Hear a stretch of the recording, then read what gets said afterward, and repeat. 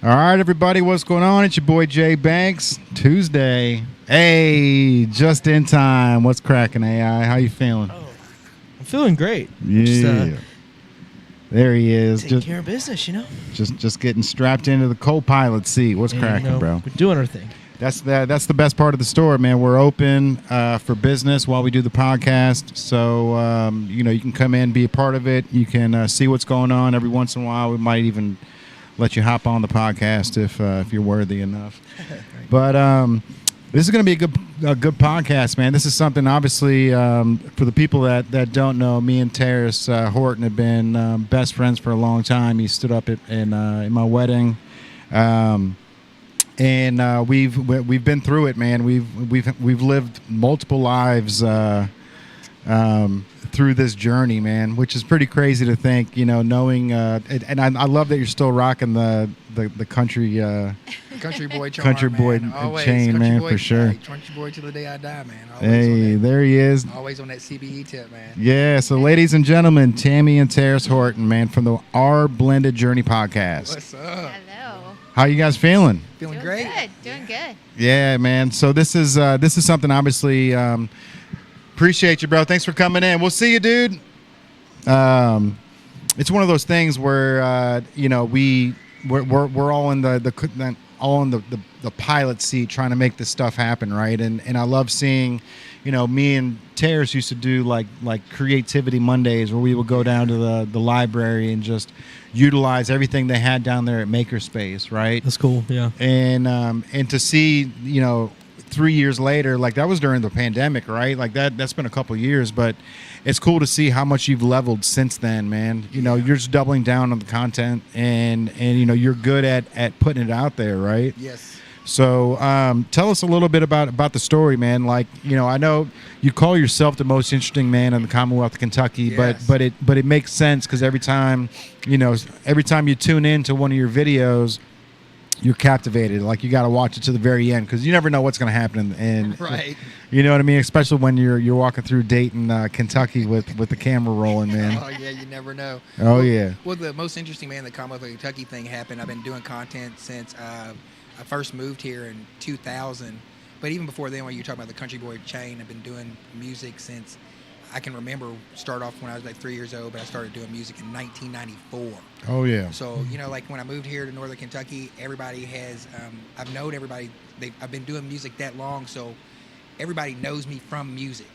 So then barbering has been something, and then throw the content on top of that. And I remember doing content whenever I had to go sit in NKU for hours and let the videos render real time.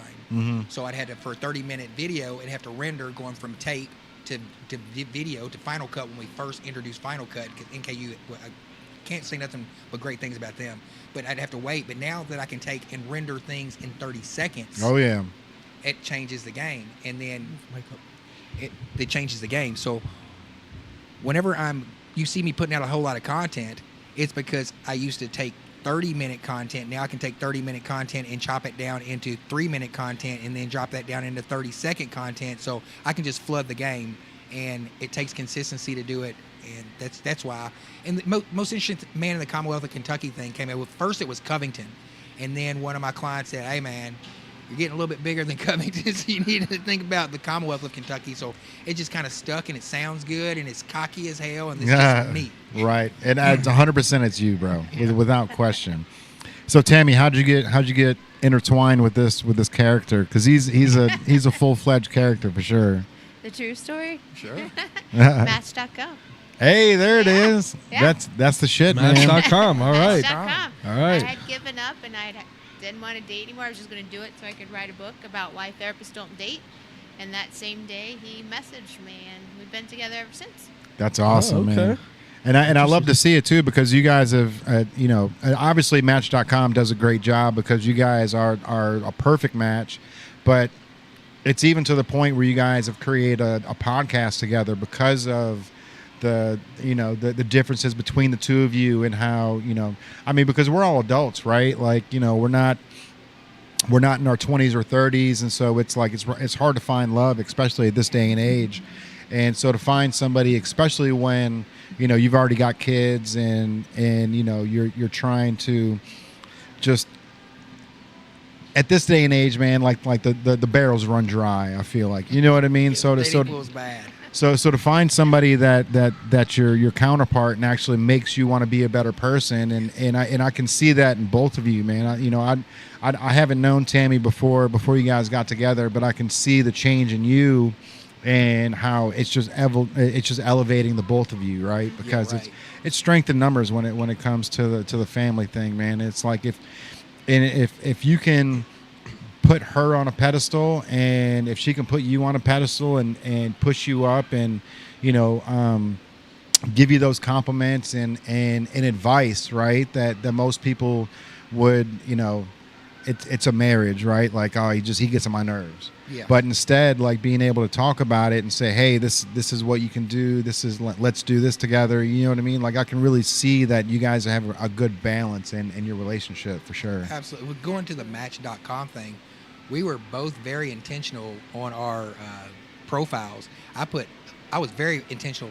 She wanted somebody that was a business owner. I wanted somebody that was a business owner, so you can understand. Because as a business owner, you guys are both business owners. It takes a special type of person to understand that you're going to throw 15,000 ideas on the wall, and if one of them sticks and you get enough money to take care of that, I mean, it's just an entrepreneur is a grind until you make it, and then when you make it, you're good. But with the Match.com thing, we were able to be extremely specific, and it just worked out, and the universe brought us together. And you're very right about intentional too. Like this morning, we went to couples therapy. You know what I'm saying? That's cool. We went to couples therapy just to check in, get because preventative maintenance is. Yeah. You know what I'm saying? Because it's just real. So things happen. Yeah, that's awesome, man. I like that you call it like preventative maintenance, man. It's just like a vehicle, right? Like, you got to treat everything in your life like a vehicle, and the pre-maintenance. We say it all the time, even about the DTG printer, man. It's like everything in here is like you got to, preventative maintenance. You can't let it go. You can't let it get bad. You got to take care of it and make sure that your products are for people. Yeah. I think maintaining anything in life is crucial, regardless of what we're doing. Because if you have something good, you have like this like ball of light, and you kind of just let it go away. Getting it back is harder than when you had it in the first place. It's hard to get the toothpaste back in the toothpaste tube. You know what I mean? It's like getting it that ground when you let it kind of go. Like, let's say you let social media go away for a little while. You take a little a break, for example, like go on vacation, maybe 2 weeks. When you come back, you might be able to get it back, but it's going to take consistency, like you mentioned earlier, and consistency is the name of the game. We talk about Gary Vee pretty often on these podcasts, and I really definitely subscribe to what he's doing, because he does really just radiate consistency. He has the team, he may have the advantages, but he built that to get here. It didn't just happen it didn't fall in his lap. He made moves at a younger age, and with his father's store and selling wine and all that, and now look at him, he's able to produce consistent content that brings value. So when you're bringing value, people will also bring you value. So it's like it's an ongoing thing, but he can't do that without the consistency. It kind of comes apart with a part of it. So like, to your point, you being consistent and you being who you are, and that those little factors create a big factor.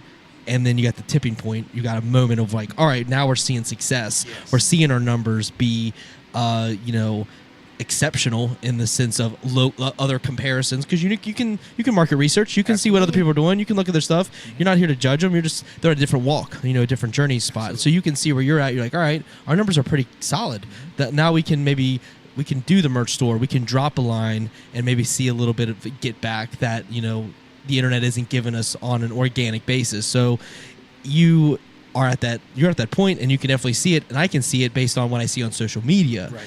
I'm seeing it, and you're on the top of my algorithm. We talked before. We talked on the podcast, but like I didn't see Jay's stuff on algorithm. I have to go to his page most of the time, unless he would tag Kaylin, and then I would see it automatically. Right. So I've heard it enough, and I went to his page and I just check stuff out, and I try to make sure I'm consistent, because Facebook knows we're in the same spot. They know, and they hold it back. Yeah. And like back in the day, I had done some paid like marketing for Ocean Grid, and I think Facebook remembers it that I did 100%. that. So when I try to promote other things, Facebook's like, "Yo, man, we know you paid for something at one time, so we know you're in this system here, and we know it's the same Facebook. So what you gonna do in our Facebook world? Because Facebook doesn't like me. It's the way it." And I know it's because of paid promotion from 2015 of music videos of a metal band. But Facebook doesn't care. That was dollars. Because I learned the hard way with Facebook that you feed it, and it's like, all right, well, you're going to get the same output, but I need double the money now. Yeah. And that's how they started doing their system, which, for better or worse, it is what it is. It is the system that they've created. I'm in their ballpark. I can't complain. They created the system for me, so it is what it is. Right. But I stopped giving into it. I was like, me and my drummer Zach at the time, we were like, we got to find new ways. Yes. So we got more creative when we did our thing, and it worked. But Facebook still remembers with what I'm doing now. It is what it is. You know, I mean, I have 5,000. I'm like 30 short of 5,000 friends on Facebook, and I'll post something, I will get 0 reacts. I mean, it's wild. It just goes to show you that it's just the way it is. Yeah. That they really do throttle you, because there's no reason why he shouldn't be seeing my stuff. We're literally in the same room 5 days a week, right? So like, our phones are pinging together. Like, I mean, I'll go out somewhere, like the murder mystery dinner. We went out to the murder mystery dinner, and then came back home, and the actors are now on the people you may know. You know what I mean? And like, so that's obviously like, they know that we're all in the same room together. But like, for some reason, you know, he's got to go to my page unless Kaylin's tagged. If Kaylin's tagged, he'll see it. But if she's not tagged, he doesn't see anything that I post. And so like, what I've been doing is like taking the word native, all capital letters, and then doing a lowercase I or a lowercase L instead of the I. Yeah. So it doesn't even spell native. It looks like it does, but then it throws the whole.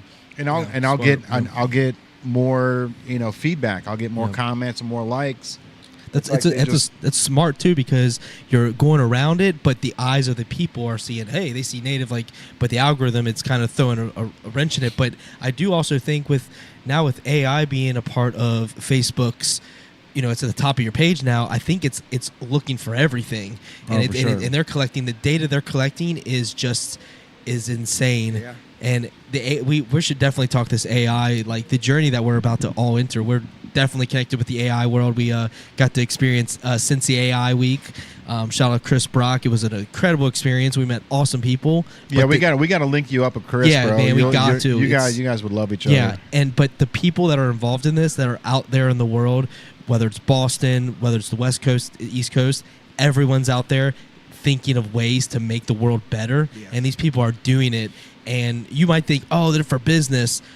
These people are literally trying to save you time so you can spend more time with your family, whether it's business or not. You know what I mean? These one guys are like young dudes, like early 20s, and they came up with an AI that basically looks in an isolated document. So if you have 500 documents as a lawyer, it'll look at all the 500 documents for anything that you ask it to. Right. And it'll find it, bring it to the surface, and you're done. You can literally save 100% of your time and not have to necessarily pay an assistant. You just have AI taking care of it, and you can do whatever else you have to do in that hour, and that's saving time. So then you can spend time with your family. You can do those things. It's not about looking at it from the negative that's going to take jobs. Look at it as a time saver. So like, those people out there are changing the game real time, and we were a part of it in real time and shaking hands with people that are doing it in real time. And I thought that was amazing, because AI doesn't see that meeting. It may not, but either way, these people are out here like, hey, let's lean into it, rather than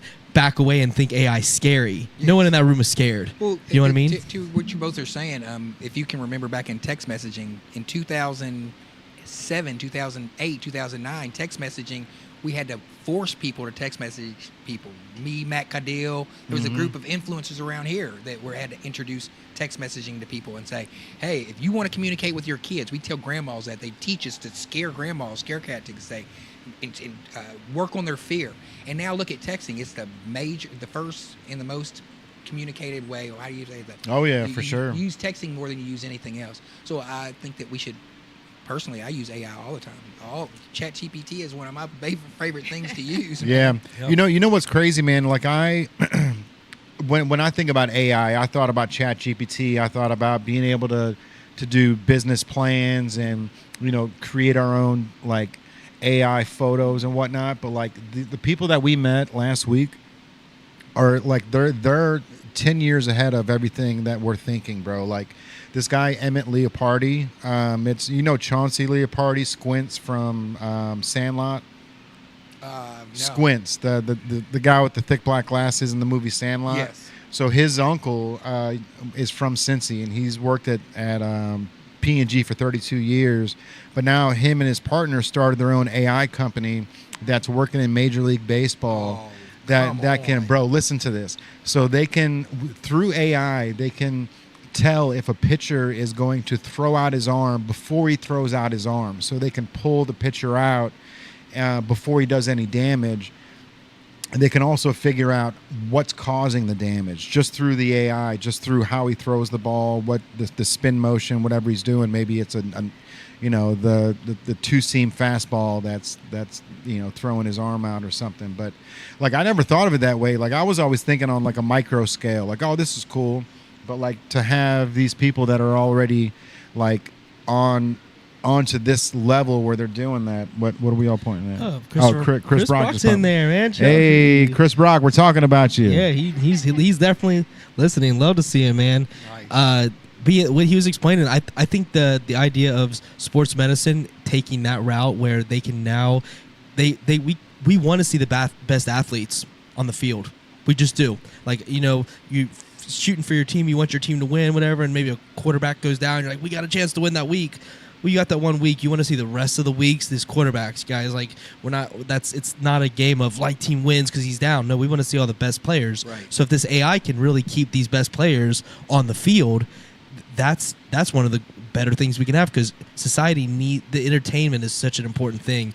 I mean, the Bengals bring so much value. Yes. I mean, Could you imagine if that AI was able to prevent Joe Burrow's injury? Exactly. You know what I mean? That's what I'm saying. It keep the Like players. Back to the Future. Yeah. Like 20 minutes rewind or something like that. Right. Yeah. And then just take him over and put him in a. That movie that we watched. Yeah, I can't remember what it was called, but they could go back 38 seconds, something like that. 28 seconds. I think it was 28 seconds. Was You it could go 28? back.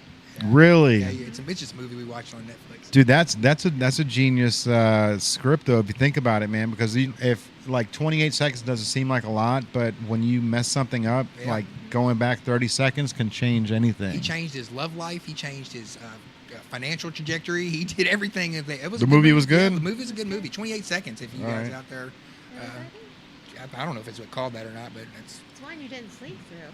That's funny. I'll look it up right now, see if that's what it's called. But yeah, I really do think that the AI, the time we're in as a human race, we're at a very critical time because we're an exploration age. You know what I mean? We're at this point where we're really trying to push the bounds. We see Elon Musk doing a bunch of things. Everyone's out there being very intentional, and AI allows us to be very intentional with what's happening because there's things that we can't necessarily do quick as humans. We are. There's a process. 57 seconds. So you got so just under a minute. Okay, that's You could go back and very change interesting. some things. That's funny because I found a movie called 28 Seconds, a true story of addiction, tragedy, and hope. That was Hey, not that's another one too. That's another topic. So 57 seconds. 57 All right, cool. It's a good movie. Yeah, I mean, that's the thing too. That's what's going to be interesting to see is what happens in movies with this AI as well. There's so many. I'm telling you, here's what I want to see for AI in movies. I want to be the hero, right? I want me and my wife as the two main characters of the movie, and that's not hard, that's not far fetched. That's happening right now, where but how? Where's the transition? Where does it go from Tom Cruise being the actor to an actor with a green mask on that you can drop your own face in? You know what I mean? Like, As far as you could be the hero. As far as the creative space, anytime I've worked in AI in the creative space, like if I let them edit a book, so to speak, or something like edit a video for me, it takes completely away my dialect and my 100%, slang and everything yeah. like that. So I won't do it. But for business plans, for grammatical things. Perfect. Yeah. Heck, I'm seeing it. Therapists use it for their notes now because we have to keep notes for every session, for every client or couple or whoever we're working with, and they're using it to write their notes. Really? Mm-hmm. I don't know if I would trust that though. You know what I mean? Like AI to take notes of a. No, I would. I think it would be. I think thing up there and just let the I just I think see too many. I think the accuracy would be because you're trusting this. You're trusting it ever consistent basis. I think the accuracy would be even more than you could probably do. I think I'm just using it wrong because my stuff's never accurate. Like it'll never spell native right. It'll do like NATIIIIVE. I never get Terrace right either, man. Terrace is never. It's TERI. I never get Terrace. So this thing autocorrect, but I mean you're right. Those things are. But then again, that I don't know what I'm doing when it comes to ChatGPT or Bing or like one of those. Talk into it. You talk. I need a social media post that's talking about Terrace and Tammy coming to Native on the levee and going to be with Andrew Eisler, and put it in a grammatical format and make it 140 characters, and then it'll say attention, blah, blah, blah, and it'll spit it right out. We can do it right now. Let's do it with ChatGPT right now on something. Just we can make it chat online. Yeah, I'm here to try that out, man. All right, we have Oh, by the way, shout out to River Green Cocktails, man. This has been our third week with them as our sponsor. It's a 100% women-based owned company out of Louisville, Kentucky. They use gin in all of their drinks. Oh, wow. Yeah, it's so. You don't drink, do you? Not often. Not anymore. Now that we got him around. I'm putting River Green. This is a ChatGPT. River Green cocktail pitch for non-alcoholic drink. Allison, you hear me over here, right? Allison Smiths, right? She's part of this. Allison, we were part of. Okay, I got a ChatGPT. So okay, let me see my cases right here. It spit out all this. Sure, here's a refreshing and vibrant non-alcoholic cocktail pitcher recipe for River Green drink. Ingredients: 2 cups of limeade, 1 cup of. It spits it all out. In the instructions, in the pitcher, combine the limeade, green apple juice, and then it goes to each pitcher, glass, and then remember to adjust the quantities according to the taste preference of the customer. Cheers. That's hilarious. ChatGPT just did that. I mean, if you follow that instruction, you'll be able to have it. Just to let everybody know, these are alcoholic. They're 12%, so it's like having 2 drinks in 1 can. So the one you got though is that's not River Green Cocktails. That's a THC beverage. Oh, shoot, let me crack this thing open. Right? Yeah. Those are good, man. Grape soda. What was the name of it? Coastal something. Coastal. There you go. But Costalo. But I tell you what, man, these bee's knees are the bee's knees, like literally, and that's the bee's knees is the bee's knees. Yeah, and it is true. So we actually had accurate. somebody came in, stopped in yesterday and asked if the drinks were for sale, and it's my favorite. What's that? It's my favorite. That's the bee's knees. Yeah. So I told him, I was like, no, they sponsor the podcast, but you can get them right across the street at the party stores. And they're easy to get to. I stopped in today. It's just to check them out, man. It's like right when you walk in the door, they got that like can section, the cooled can section right in the very front where you can get the energy drinks. So right there, so you don't have to. Convenient, yeah. You know, that place is like the biggest liquor store in the world party now. Source, yeah, party, yeah. Yeah. So to be able to walk 20 steps and grab these already cold and ready to go is pretty sweet, man. So shout out to River Green Cocktails. They I love the fact that it's a 100% women-owned company. You know what I mean? Cool. Like it's. I was gonna say that it's just so cool to see. I mean, and they're forward thinking with us because they're buying into what we're doing too. You know what I mean? So we're in it together, and for them to think that way and be with us in this journey, it's all like appreciate you so much and kudos, man, because like it is a risk. Everything is a risk when you go out there, you know, and. Women owned, and it's just cool to see everything come into play how it is. And we had just been talking about trying to find the perfect fit. You know what I mean? We were just talking that, and it just it happened, manifested right in front of us. And actually, so in Frosty Rucker, we had Frosty on 2 weeks ago, man. Frosty, So that what a great guy, man. we talked He about really you. is, yeah. We talked about you on the pod, but he actually ran into some of the River Green Cocktails crew down at the Party Source or one of those places, and he was like, "Damn, dude, I saw this, and they brought it to me," and he was like, "I was actually trying to work with them." Huh. So it's like, all right, bro, Yeah. let's go. connect Yeah, those that's cool. dots, man. It's all, everything happens for a reason. So it was perfect that our very first podcast that was sponsored, was the Frosty one. And Frosty was like, that was, I've been trying to get a hold of these people. I'm waiting for an email. Nice. You know what I mean? So, but it was great getting Frosty on, man. He's, him and Lincoln, dude. Like I love that he's like he instills so much into that kid, bro. Where like he goes around, he makes sure that he brings Lincoln to the family owned businesses. He Yes. takes him to Yeah. get haircuts at Horton's barbershop, and he's like posted out there like you gotta give back to the city. You gotta make sure that you're tapping into the locals and stuff. So But it's Frosty, like you and I, like us, all of us up here, Frosty comes from a good dad. I mean, so that, and shouts out to all the dads out there who has been getting crappy roads after one of the podcasts I was doing, Kentucky Dads Podcast. Mhm. I was just trying to shine a little bit of light on dads because, we come from good dads, and if the Ozarks have the ability to be dads, sometimes we don't always get the good connotation or good spotlight. So that's what I was doing with that. But to your point, Frosty's a good dad to Lincoln because Frosty's dad was a good dad to him. for sure. So it's what's learned behavior, just like what we would teach our kids. So shouts out to Frosty's dad as well. Yeah, man. And it's crazy too, because like, when you grow up, you don't see your parents as grinding. You don't see them trying to, juke and jive through life and land on the right pad to make more money. And you just think this is mom and dad, right?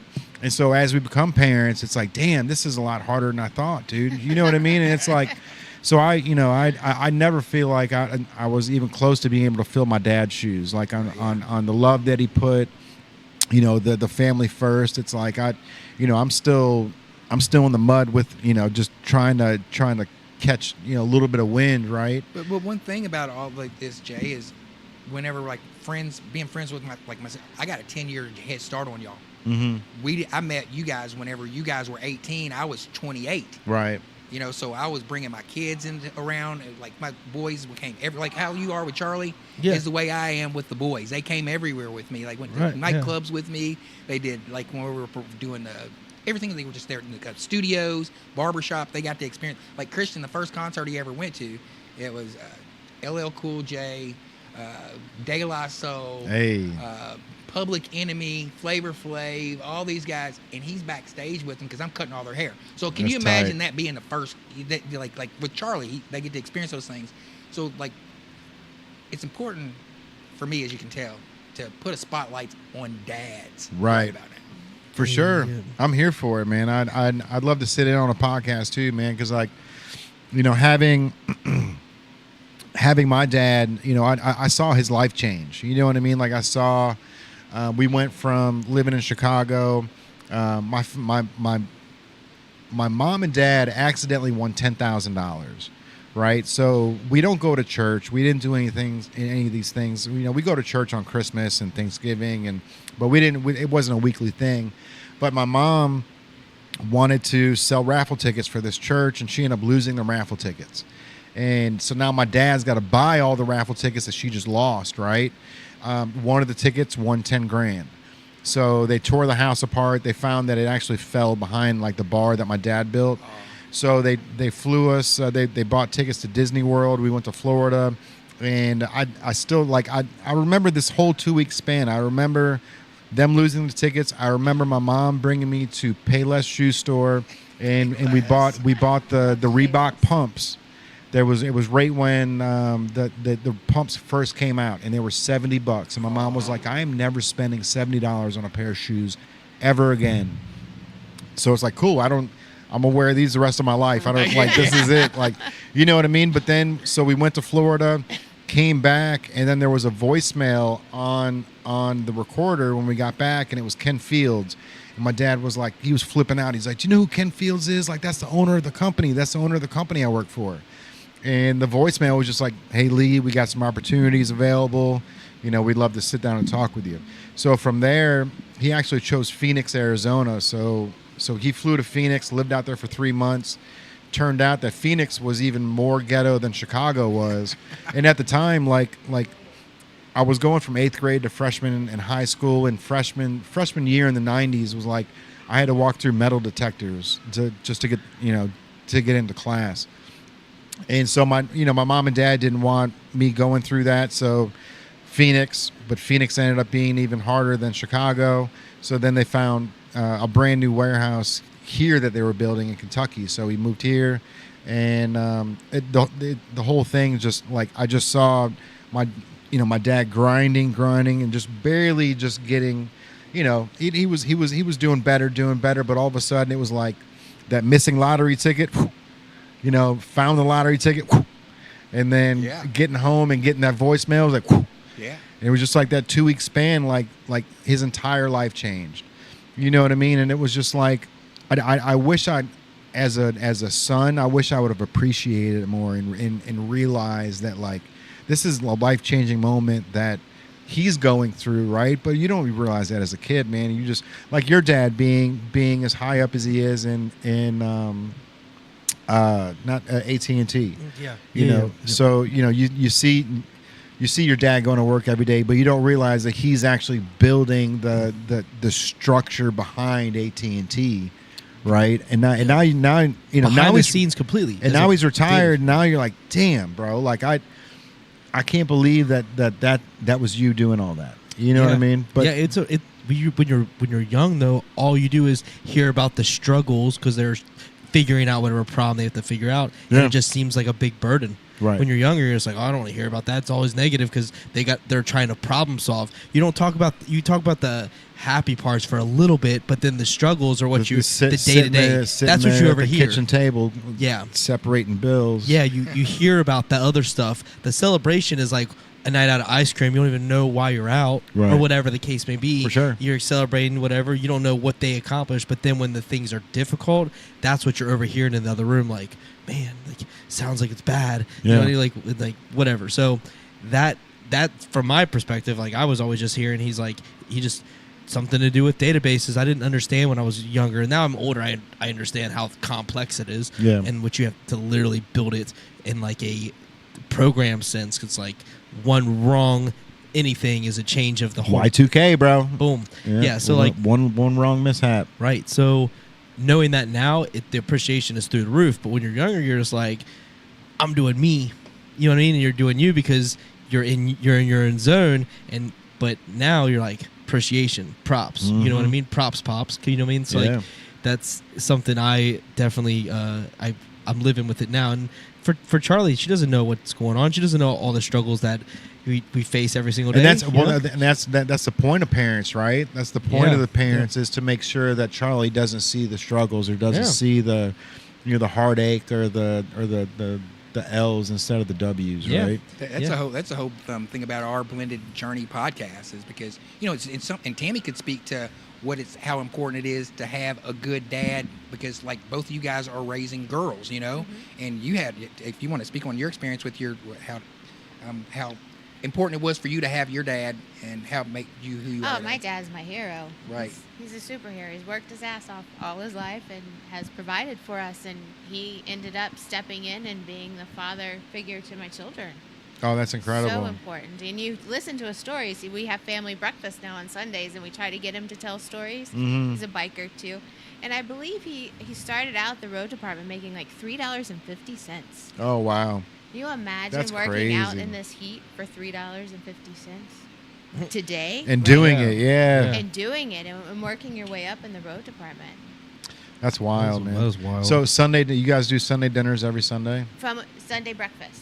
That's a incredible. couple Sundays a Yeah, a month. couple Sundays a month we have everybody over who wants to come over, and Yeah. I put the Blackstone, got a Blackstone grill. Yeah, man. Put a bunch of bacon on it, throw some pancakes on there, and some eggs, and just go to town. All right, bro. Hey, we both always live in welcome. we both live in Dayton. He doesn't have to work till noon, bro. And you guys are Right. welcome over. You just come on through. There's Yeah. always food left over, except with the boys take they We like load to feed up. Christian. Yeah, for sure. They load But up. that's awesome, man. That was something that my family was.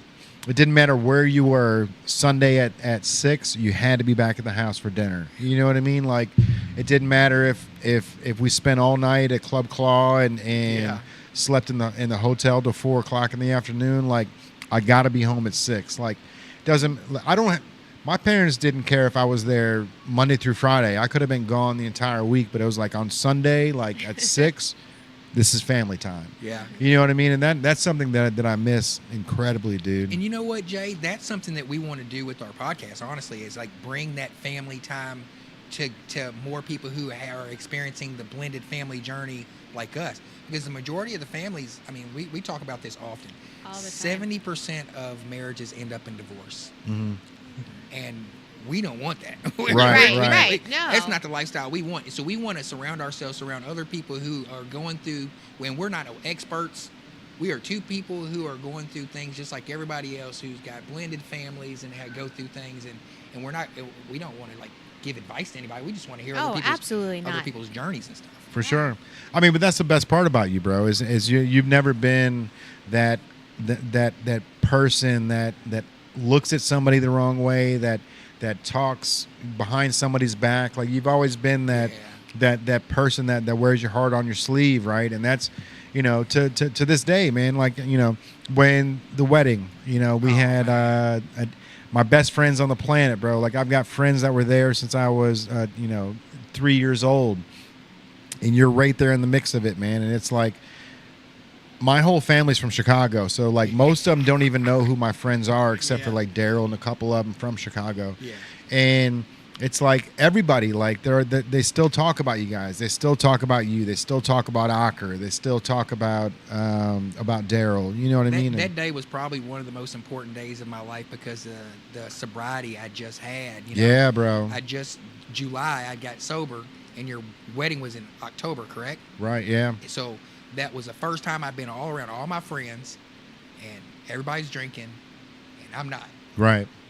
It's tough. Yeah, bro. It's tough. And it was tough for me as well, because like when we do these things, when we had the podcast and stuff, I even stopped and asked you. I was like, hey, bro, like, we don't we don't have to drink. Like, we can keep everything. And you're like, no, bro. No. I wanted to face it because I didn't want anybody else's lifestyle to change because of mine. Right. That's not fair. It's completely selfish. But I knew I needed to make a change because I had a problem. Mm-hmm. And just because I had a problem, that shouldn't say you can't have fun because I had a problem. But that's the hardest part about, like, I get my feelings hurt all the time. Like, whenever my friends are going out and they're getting fucked up, and I don't get invited because they don't want to. And it hurts. Right, for sure. But it's a part of sobriety. But back to the point of your wedding being one of the most important days of my life because I beat it. Yeah. I knew I kicked its ass that day. That's awesome, When man. all my friends were partying and cheersing up, and I had my water bottle up there, and everybody was holding you up, and we were singing "For He's a Jolly Good Fella." Yeah, too, bro. and that was- That's amazing. Yeah, What a moment. yeah. It was insane. I'll never forget that moment, bro. When everybody just picked me up, and they're, I think Ocker was the one that, of course, was the one that started. For he's a jolly good Yeah, fellow. that's awesome. Yeah, bro. What a I've moment. got the most amazing friends, man. The most, like, the perfect juxtaposition of the craziest and cool. You know what I mean? Like, Jubal's in there. You know what I Yeah, mean? man. He's And me and Jubal were fighting like we always fight the entire wedding. Yeah. We're going back to because me and Jubal's got some stories where we've been to all over this country, just me and Jubal and E together, just going. Oh, just doing man. some crazy stuff. I miss E, bro. Is he still around? I seen him in Dayton, and he's gotten older, and I think he's gotten older, but he's still playing, dog. He said, T, man, you and Jay in the same in Dayton together.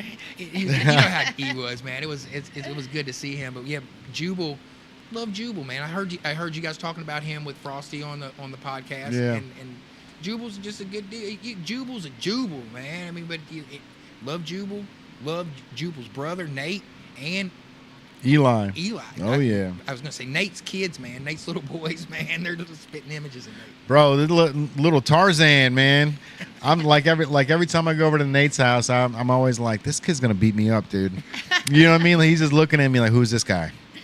Dad, is it cool that he's here? You want me to take care of him? Yeah, like Nathan's little kid. He's probably what, 7 now, 7 maybe 8. But dude, he's a little Nathan. Yeah. He probably just looks in the mirror and just goes flex him. That's funny. right before breakfast. You know what I mean? Right. Get your pump on before. Yeah. Speaking of breakfast, can I get a sponsorship plug real quick? Absolutely, bro. absolutely. Yeah. You got some giveaways and stuff later on too, right? Giveaways too. I see a comment from my friend from Elizabethtown, Brian Harper. He said, "Good dads, sons are important. Good dads from sons are important. Now that I get why my dad busted his ass, Yeah, bro. he was providing for his kiddos to get it." Brian, you're a good dude, man. And that's the thing, man. You don't realize it as a kid, like how hard your parents are working to make sure that you don't see anything not happen. Yeah, you see status quo always. So when you're seeing status quo, they don't want to. Anytime there's turbulence, they're trying to cover it so that you don't have to like feel that stress with them. Fix the stress, move on to the next problem. But sometimes your stress comes out and they'll feel the energy. Oh yeah, energy is such a big thing. So people can be like, "Oh, I can feel something's wrong with dad or mom or something's going on." For sure. And maybe they tiptoe around it, they avoid it, and maybe sometimes they ask questions.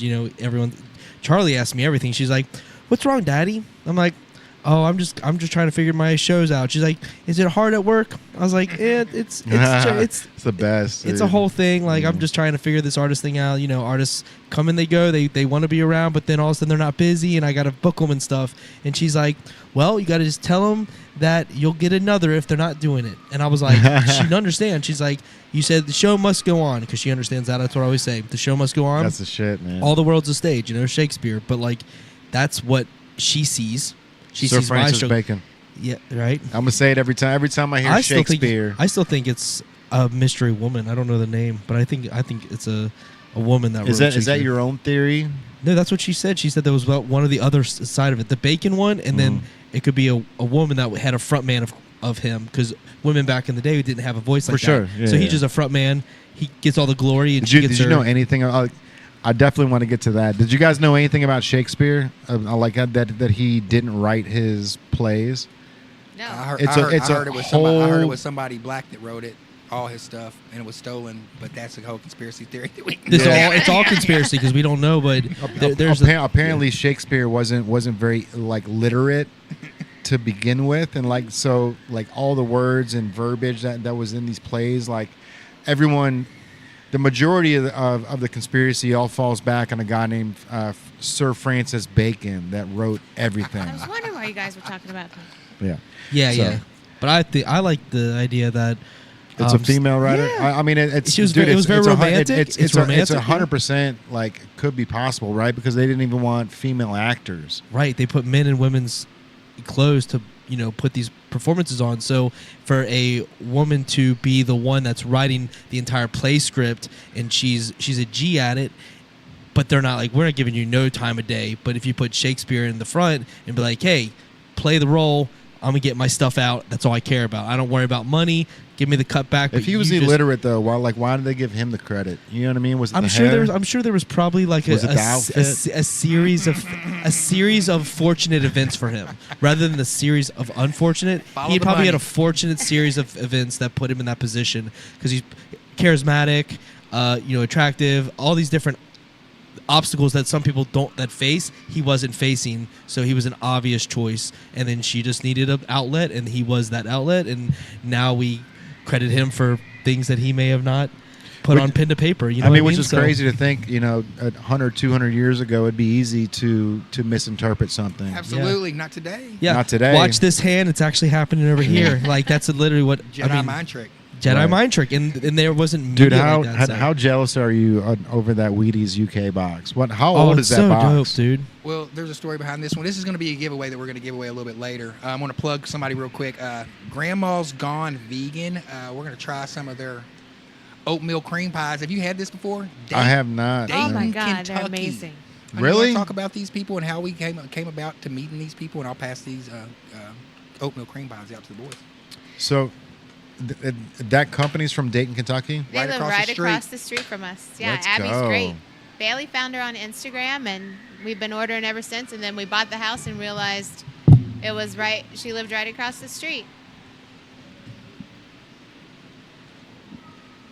I get a whole oatmeal pie. This Yeah, thing we're looks gonna share one, and I've already you guys get your reactions on that. I want to see what you guys think. This is oatmeal. This is Grandma's Gone Vegan, located in Dayton, Kentucky, the United States of America. And if you go to Grandma's Gone Vegan on Instagram, you can try their product. And if somebody gets on here and the first person to comment, they get a buy one get one free BOGO on these oatmeal cream pies. First person to comment on here, I'll send you the information. Babe, comment. This is delicious. Aren't they wonderful? Wow.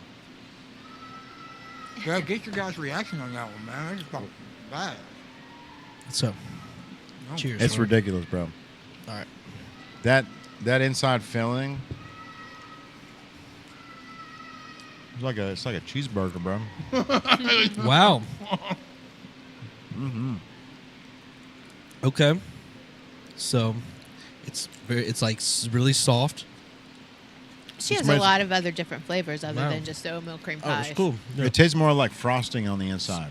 Yeah, it's got it's like a frosting, yeah. But She it's makes light. It's cakes. light, but it's still got like Mhm. it's heavy.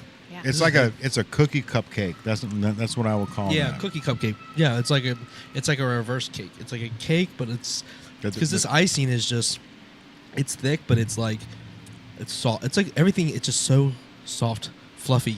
I guess the best way. So Let me where look does at she the sell price. it? She just sells it online. Just on mine Just on on- Instagram. Okay. It's an Instagram only online business. It's just great because she's a mom. I don't know if she's a stay-at-home mom, but I know she's a full-time mom. It's her and her husband. They're always riding their bikes around Dayton, walking, very active. Dayton's changing. Dude. We're four date nights right Let's here, go. and Dayton is changing. Right? And somebody This tried whole to episode right now is Dayton. to put Dayton in a box. And let me tell you right now, Dayton's not in a box because you're going to see a lot of good-looking people walking up and down that flood wall. Better looking than anybody in Fort Thomas or Fort Mitchell. We got the best-looking people. We got sure. when you come on our flood wall, you're going to see good-looking guys and girls walking up that flood wall with their dogs and active, and it's just what it is. We Dude, got the best. I love living down there. Actually, you know what's crazy? So I bought my building like I think over 20 years ago now. Wow. Yeah. And, So and speaking of, I don't want to cut you off, but your Yeah. dad, that was your dad. Your dad That was was your again. dad. Your dad's. I remember him speaking that into you. He's like, "Get that building." yeah, bro, and that's the crazy thing because like the building it's 3 units. So it's a 3-bedroom, 1.5 bath upstairs, a 1-bedroom, 1-bath downstairs, and the storefront. Wow. And 20 years ago, Dayton was the people that were walking around there were 14-year-olds in pajamas pushing a stroller with their own kid. Like, Yeah. and it was that was just how it was. Like, you know, Dayton was just trash back then. And, you know, through the course of it, obviously, like my dad's, you know, we found that building and me and my dad went and looked at it. And my dad was like, this is it. This is the building you need. And I was like, I don't want to be a landlord to somebody. I'd rather have, instead of 1,600 square feet and renting out the other 1,600 square feet, I'd rather have 3,200 to myself. My dad's like, shut the fuck up. Like if you, and like he literally like used Jubal as an example. He's like, look, he's like, if you buy this building, Jubal can hang out, but then he goes home at the end of the night. You know what I mean? Like you guys can hang out, but he's got a place to live and sleep. Now whoever's living downstairs, they're going to pay the mortgage. So now, you know, whatever the house note is, you're going to be able to fund your clothing line as a fun side project out of the front of the store without having to worry about anything. It's like, all right. I'll live in an apartment. We'll make this happen, right? But it's 20 like, years later, dude, we don't want to move. Yeah. Like it's, Oh, wow. it's to the point. Like Kaylin, you know, we've been together for 10 years, and 10 years ago she saw what Dayton used to be like, and now she's like, she only looks at houses in Dayton to buy, Dayton or Bellevue. And it's just like there's so much improvement over there. Plus, you're so close to everything. You can walk to everything. Yeah. Friday, this It's the Friday best. night, too. Friday night. Do you want to tell them about what's going on this Friday night in Dayton? Oh, friends of ours are playing up at what is the park at the end of the Monument Park? Monument Oh yeah, Park? right there Not- by Hansman's. Yeah, Not Johnny's going to be up there this Friday starting at 7. 7 o'clock, and and they're a really good. I'm not They're saying amazing. they're a good band. They played covers, Skinner, and I mean they're really gonna. Dayton's gonna be in for a really good treat. On That's dope, Friday. dude. Yeah. And it's just if you come to Dayton, bring your lawn chairs and hang out for a while and enjoy our good momentum. Good momentum. I'll say that. I love that. Right, I for love sure. that word. I've been using that word a lot in my walk. Is momentum. It like we said earlier, the ball of light. There's just so much that you harness, and momentum just continues to ignite it. Right. So momentum. How you saying it? I kind of want to also be able to with our momentum. So beyond the stage, man. Yes. We've been working really hard. We are just getting started, but we're about to do our 10th event at Madison Live in Covington, Kentucky on this Thursday. I'm sitting down with Matt Waters. So we'll sit down. We'll have a guest host. Find out the night of the show who that is. I know, but we're going to wait to announce them. But we'll have a guest host. They'll sit on the couch with us. We'll have a podcast vibes. I think Matt's going to have the recipe with him, so we have the band. So it's going to be a great time. The doors are at 7 p.m., and the show usually will probably get started at 8 or 8:30, depending on the vibe. We kind of have a little bit of a time, like, 'cause people are like expecting 8 on the dot because it's all live streamed. So just like this podcast, we'll live stream the whole event. We record it for content, so the artist gets content. The artist gets, to get their word out because they'll get 3 solid sections of talking. So the show is about an hour and a half long, 45 minutes of music, about 45 minutes of conversation. And then you never know what the show's going to bring. Each conversation is I have certain questions that I kind of like fall back as like anchor stuff, but really it's impromptu. We don't know where it's going to go and how it's going to end up. We've had people come in from that were sitting because it's a seated event. You come to Madison Live, pay the door fee, come in, get a seat, get a handbill. There's a Q&A form as well, so you can ask a question right in the show. Friends and family are more than welcome to come because it's seated. It's all ages, so you can bring your little one. But part of it is the live stream, which is people at home. This will be the first one we have a digital tip jar, so you can tip the artist in the show while we're live streaming this time around. Since it's the 10th one, it's a really big one for us because it kind of started the whole idea in the because I did this thing in the past with, it was called DVC, Digital Venue Collective. It's kind of been brought to a new light now, but I was trying to do that same idea, and I was originally it was gonna be like a night with Matt Waters. That was the original idea. Like, how can I bring Matt Waters out there and he's in the world doing his thing, touring on his own music, and he's got residencies. That's rare. Rare does a touring musician have a residency outside of in their own name. Now, if they're in a band that tours and they have a residency back home that they play when they're not on tour in their band, that's one thing. But for an artist to have touring schedule all over wherever he chooses to go and then comes home and has a residency at these local spots, that is a rare entity. Actually, it's a very. that's a rare person too. It's a very small percentage. He's all in on his career, man. Yes, no, he's done a fantastic young, job. Yeah, you know for what I sure. mean? And even outside of age, it's just the idea that you are touring in your own music, and then you come home, and people are expecting you at the same place on multiple occasions, Right. multiple venues. You're not just playing Strauss House once a month. Your residency is a weekly. So, like, for you to have a weekly place, and then you play in Lexington and Louisville and wherever else in Chicago, and the boys are in Indianapolis tonight, and you're doing all these things, Carolinas, yeah. right? And you're playing your own original music. To do that is rare air. So, in general, so it's gonna be a good conversation. He runs his own podcast, which we're gonna do our own podcast here soon. So I'll be on there, so we'll be able to talk about in detail what we're doing. But that's the thing is like, he's in Rare Air, we're doing our own thing. It's kind of a collide of two worlds, and it started as my idea of a night with Matt Waters, so it's kind of full circle for me, which is really cool. So we're really excited. But going forward, it's going to be an interesting transition because I'm trying to expand. I'm trying to do more interviews. Beyond the Stage is an interview company. It's journalism. Nice. At the end of the day, when it comes down to it. But the events are the catalysts for me. So they basically the anchor. So once I've done enough events, we might shy away from events and do full interviews where we post on social media. But the events will be it just depends on where we want to go. We got everything locked in. We're ready to grow. So I'm excited for tomorrow. I'm excited for Thursday. It feels like tomorrow. I'm ready. Well, tomorrow I'm gonna pick up the handbills. So every day is something. You know what I mean? So I have tickets here.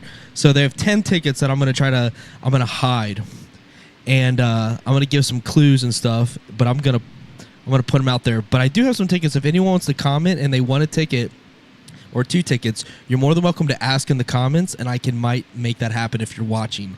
So feel free in the comments of this video, and I might make that happen. I can private message you, but I am going to hide tickets on Newport on the Levee to get you guys down here. Nice. And you'll be able to find the tickets somewhere random. The show's Thursday night, 7 p.m. doors. Live stream probably start about 8:30. I would assume based on our previous experiences, but it's gonna be a whole thing. It'll be a vibe.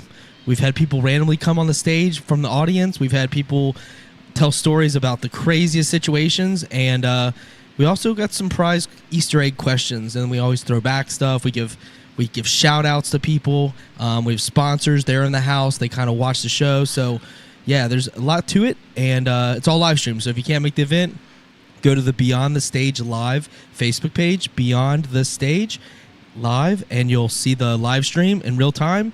And just see what we're about. And then we do them every month. So next month we'll have another one, and then August we'll have another, and so on and so forth. Big announcement for July coming up soon, but we'll get to that at the beginning of that month. But yeah, there's a lot happening. So it's really exciting, and we've worked very hard. I got a great team, Mike Efron, John G. We had a lot going on for us. We're all very busy people. So now we're here. We've made it. And Native's a big part of that. Me and Jay work really hard on what we do, and it's a lot of years in the making for stuff to happen. So just building our world, building our universe. You know what I mean? We're doing our thing as we want it to be done, and we are our own.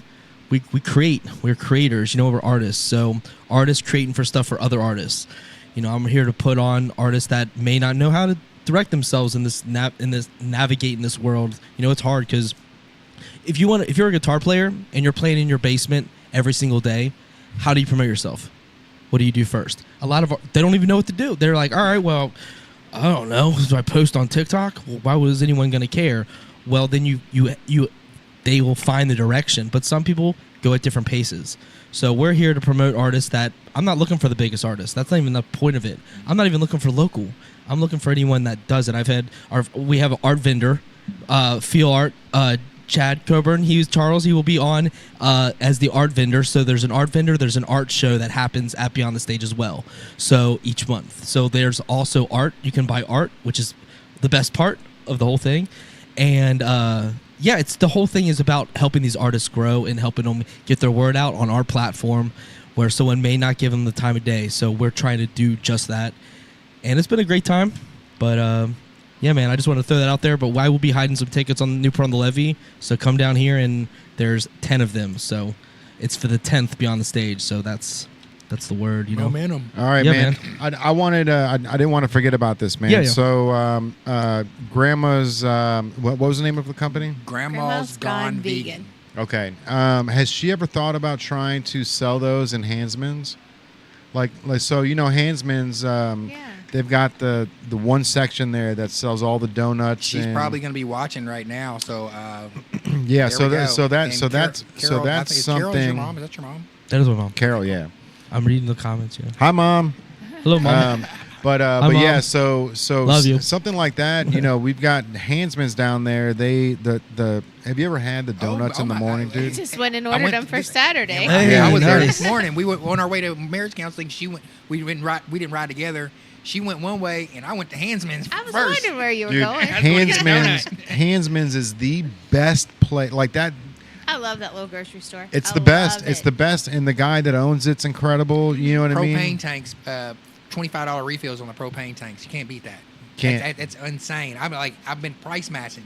$25 on the it's crazy. Yeah, they so down there they've got that bakery section right there, but some lady just brings in those donuts every day. So Really? like I don't know, like I'm sure she can probably set something up with Hansman and say, hey, can I bring down just a dozen a day? See if they don't sell, then we won't. We'll definitely let her know. I mean, I know that she's a mom. I don't know if she's a stay-at-home mom or not, but she's a mom and she just does this on the side. I don't think this is her full-time job. Yeah. But you never know. And like we were talking about momentum, and Grandma's gone vegan. Another person with momentum. Hey. Farmer Nate, man. Farmer Nate. Farmer Nate. I got to give your. There. Do it right there in front of the microphone. There it is. Little packet like Country this boy. Big, Like kind of like this big.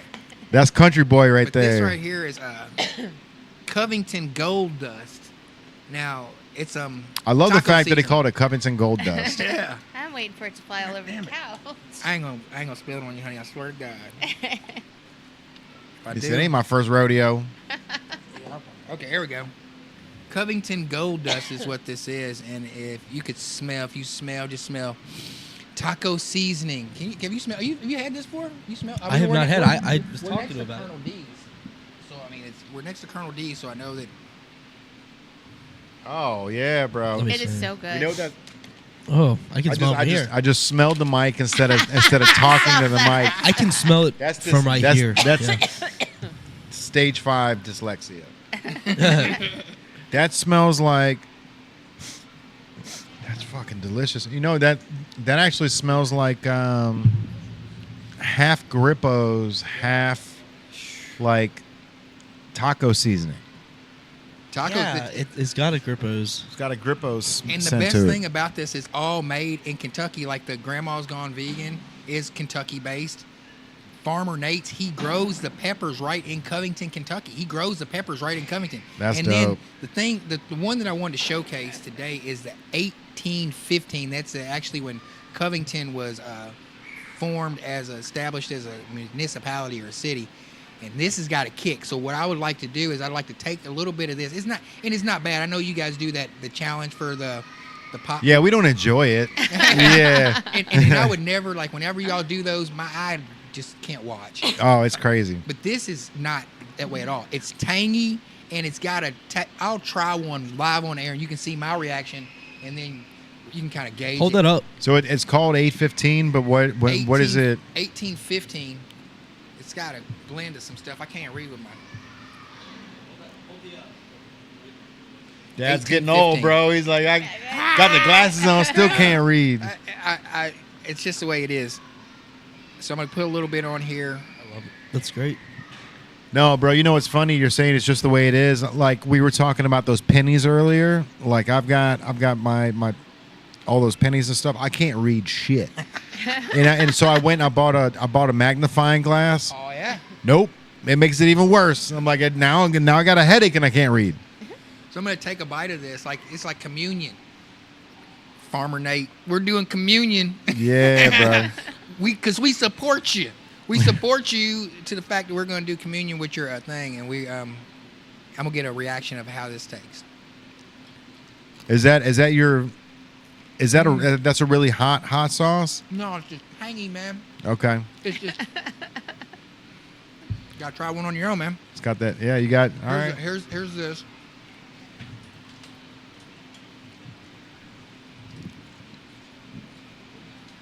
This is Farmer Nate's hot sauce, and if you go to farmernatessauce.com, Farmer Nate, oh my God, that's so good. Oh my God, it lingers. How much he paying you? No, I'm just kidding. I'm just We kidding. buy it quite often. Bro, his stuff is so good, and the fact that he's gone from. When did we have him on the podcast? Like less than a year ago. Yeah.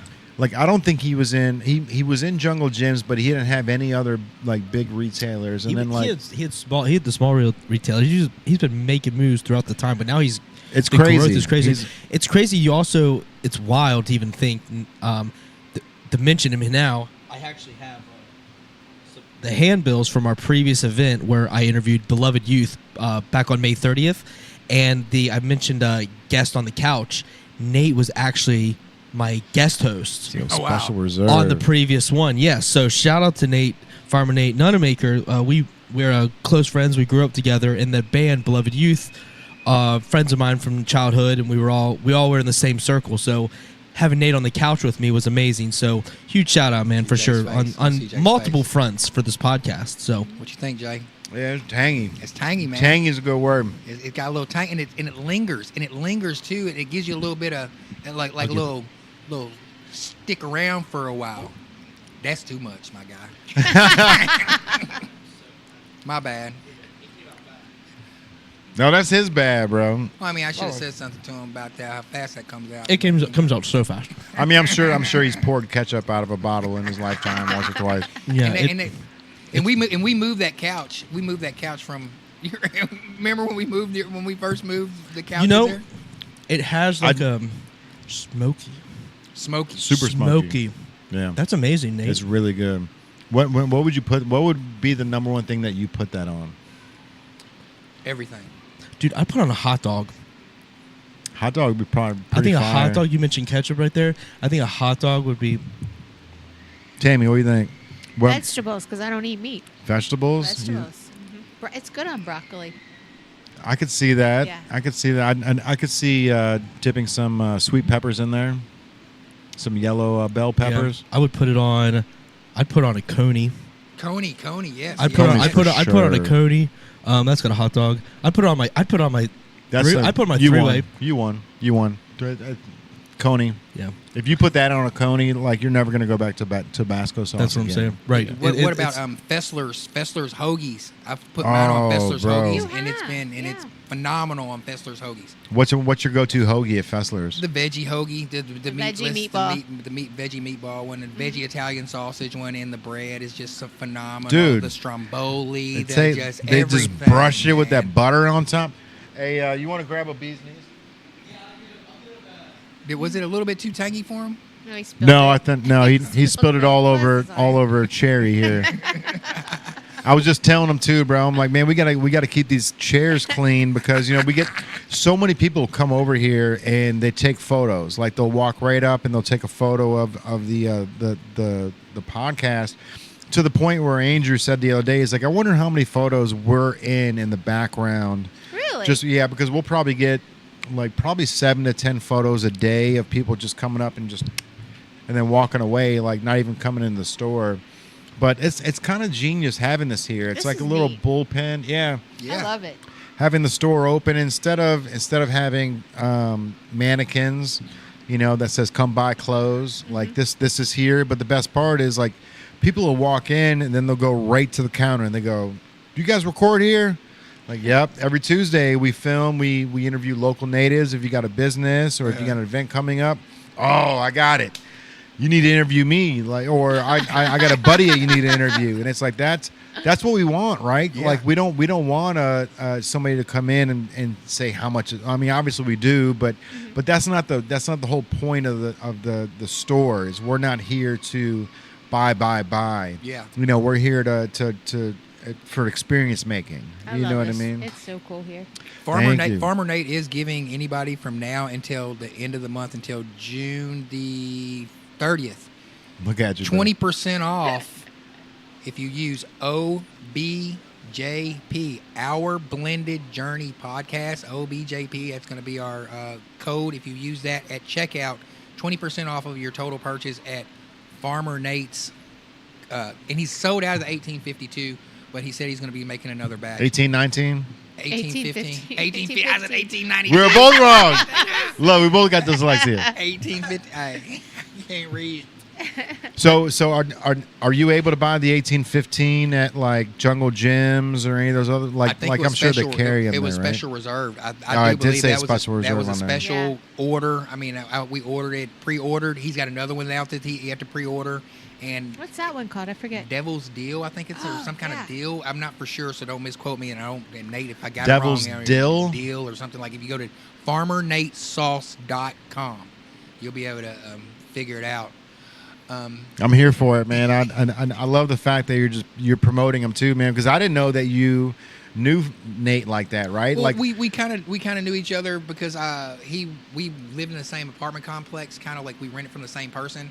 And Covington being a small town when the renaissance of Covington was happening. Yeah. Nate was down there and he was playing in his band, and we just kept running into each other. And then I saw the such a cool entrepreneur- dude, man. It's hard not to And his not to grind, become friends with him. When you see him grinding, I respect it. When I see him at Taco Fest passing out packets himself, and whenever and you know, like like we all know Nate, it's like we know each other. And I big up him like I want somebody big up in me when they see me out here. I don't have to be out here DJing and doing all this kind of stuff. But when I'm out there because I'm grinding because I want to, I would like somebody to say, "Hey man, I appreciate your grind," and get behind me. That's why we support Nate. He's the best, bro. He checks in. He's always tuning into the podcast. Like I don't know Nate as well as Andrew does. So like that's the big connection to the store. But when we had him on the podcast, it's like this dude, it's just auras, man. He's got that gravitational aura that's like I want to see him win. I want to see like anything you do, I'm a part of, and his taste palette is ridiculous, Yes. bro. So like that, like I need to find that 1815 because I need that on a Coney ASAP. Oh, Yo, yeah. that's what I'm saying. It was so good. I had a decent amount, and I'm You did have a I it's just so amount. good. Is I it could- still I could- I lingering? could- Can I- you still taste it? Yeah, I could probably drink that stuff. Yeah. Really Oh, you know good. what? It was So so good. so you've seen him do the Pocky Takis? chip challenge. Yeah. Like he's the one dude that like I'm like You did, Andrew? I've done it 4 times. yeah. So we've all done it. So me, him, and Tyrell. Like every year they come out, we do them here in the store. And this motherfucker never like he doesn't talk when he does it. So like I'm always trying to like how's it He's trying to taste? give me a Like talk. tell me like you know what I mean. But he like focus. he'll get it down and he's like it's not bad. Matter of fact, Not Nate bad, just little shared hot. the, Nate just shared the live. So Nate, Hey, we love you, man. bro. Appreciate you. What's going Keep up on, the good big work. dog? Yeah. And we're looking and we're We love it. manifesting that you get purchased by a big organization and you get to keep all We your need stuff. how do we get Farmer Nate's hot sauce on Hot Ones, bro? That's the On trick. Hot Ones? Yeah. How do you get it on Hot Ones? You know what Hot Ones is, right? It's I a plate. don't. They make wings or I don't know. No. It's a YouTube. It's from Complex, right? Like Complex sneakers, Complex, the whole thing. They've got a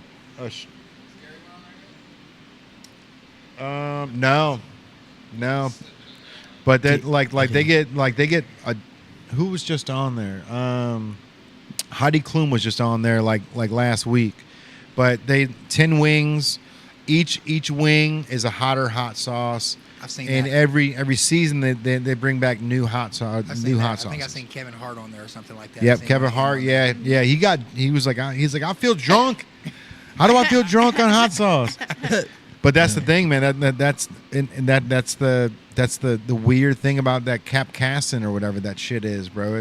It puts you in like a euphoria stage when you're in that when you're getting that hot sauce. Oh no, thank you. I mean, like we were saying earlier, the one chip challenge, which unfortunately I don't think they're gonna do it anymore, which is sad because they lost a kid, so I don't know if it's gonna happen. But the hot end of things is I love the challenge, man. I love the idea that you're testing the human, like the body, like we're testing it, and it's not something like it's not something that's like fun to do at the time, but when you get through it, it's like we did that. Like Play on. Let's see what's next. And we've done them 4 times, and that the first time created trauma on everything after that. Yes, Crazy, bro. It's crazy. I thought, like, You when could y'all literally touch something, you touched it and somebody's eyes got touched. That's whenever I couldn't watch it. When somebody's face got touched and everybody started crying and burning stuff like that. Yeah, Yeah. It's intense. You have to use gloves and take the gloves off so you do not get in your eye. And like for someone like us, like we're touching a bunch of things. Like there's a lot of you have to make sure you're very intentional when you put that chip on because it's a chip that's literally covered in black soot pepper. It's like it's black. The chip is black. One year they made your tongue blue, which was pretty cool, but it was pretty much like a green dye on the edge of it. But it was a black chip. It's a tortilla size. It's in a sealed wrapper. You open it, you put it in your mouth. Eventually I learned that if you break it into a few pieces and you do the chipmunks, that's the easiest way to get it down quickly. Keep it off your gums. Keep it off your lips, bro. Like you can feel like what he was talking about with trauma. Like the first year we did it, it was like 5 minutes of just straight pain, and then it was like, oh, that wasn't bad.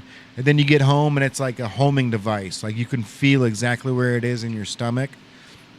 And then when you shit it out, it feels like someone just splashed tobacco sauce right on your butt, dude. It was just like, but then so then the next year, right, that we do it, that's supposed to be hotter, supposed to be whatever. And the second that we opened the package, like my body went straight back to it smelled it, and my body was like my throat just closed. And it was like no. I remember that. I remember that one too. It's real. It's crazy. I think I've watched most of you guys' challenges, and I just can't, man. I'm sorry you guys give it up to you guys, man. Cause it's no joke, bro. It's no joke. I threw mine up in the parking lot last year and got the same parking spot the next morning. And as soon as I pulled up, I was like, I'm gonna fucking puke. What's that smell? It was just the capsaicin or whatever. Like all my throw up was gone, but just the remnants of it. And I was still in the car when I could smell it, bro. Like.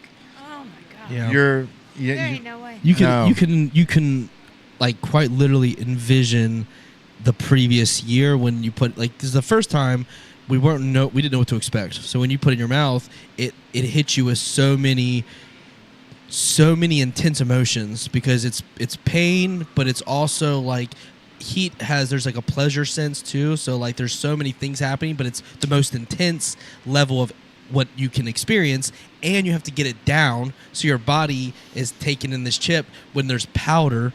So then and it gets in your gums, so you're like dealing with pain, you're dealing with like this crazy sensation, and then you have to also get it down, and then all these emotions are happening, and then they go away after you get in your stomach. Now you're focused on keeping it inside. So the following year, when I put it in my mouth, as soon as I touched my tongue, put it in your mouth. Right? There you go. There you go, internet. But no, so as soon as I put that chip in my mouth, the previous year because we did it in a different spot the first time because we were over on the outside store, and then things had changed for us, and we had elevated whatever, but and did this whole thing, and I'm in a different place, and I'm having a flashback of the room that I did it the first time. It was I can kid you not, it was the weirdest experience. Yeah, it was and it was over a hot chip. This isn't a drug. This isn't some memory thing. This was a chip, and I could feel the previous experience in real time because my body felt how intense it was the first time, and it was like, hey, you're back in the same spot. They added some ingredient. They change it each year, right? But the feeling that your body, the what is it? Ghost peppers or scorpion pepper? Scorpion peppers. Yeah, scorpion pepper. They have scorpion pepper, ghost pepper, and then they added. There's 4 different versions. I thought what was going to happen naturally. I thought they were going to make it so that it was a challenge. Me and Jay talked about it, whether it be 2 chips, and you basically would do it with your friend, and you guys would film it together and see who could last the longest and make it a competition. Because how can you make it hotter? How can you get it to a more elevated, intense spot than the hottest chip in the world, whatever. Yeah. So maybe make it a competition. And then we got the Duel, which is another hot chip. Another guy that created the hottest pepper, he came up with the chip. And that was another thing. But the one chip challenge is done, unfortunately. That company can't recover from that. But that's insane, man. I can't even. I would love to have a write a little thing about your experience from trying the first one to 4 times, because each experience, because we record them, you can watch us on YouTube, you can watch us react to these chips, and there's not a lot of things that make you just squirm, you know what I mean, and that's physically in you, and you're just like, this is insane. Like, my stomach is feeling like it felt. I always explained it like it felt like a flash grenade went off in your stomach. Man, that's how I can explain. That's the best way for any viewer that's watching the podcast. If you eat a 1 chip challenge, it was like a flash grenade went off in my stomach, and I was like, this is. It felt like it was like your body's just reacting to this 1 chip, and it's like this big. It's not like you're not eating a whole bag of anything. 1 chip in one little pack, and that's how these people were able to condense this much power into one thing. Insane. I will say that's one of the most intense human experiences that I have had. I'll be real. And I was able to keep it down. I never threw it up all 4 times. I was able to keep it in, make it pass through. What goes in must come out. Always remember that. The human experience. Well, yeah. That's going to be one human experience that I can honestly say I'll never try. I'll never try anything like that. It's just not. Don't do one it. of the things that I'll never. No. I'll leave it up to my friends. I trust your guys' manhood.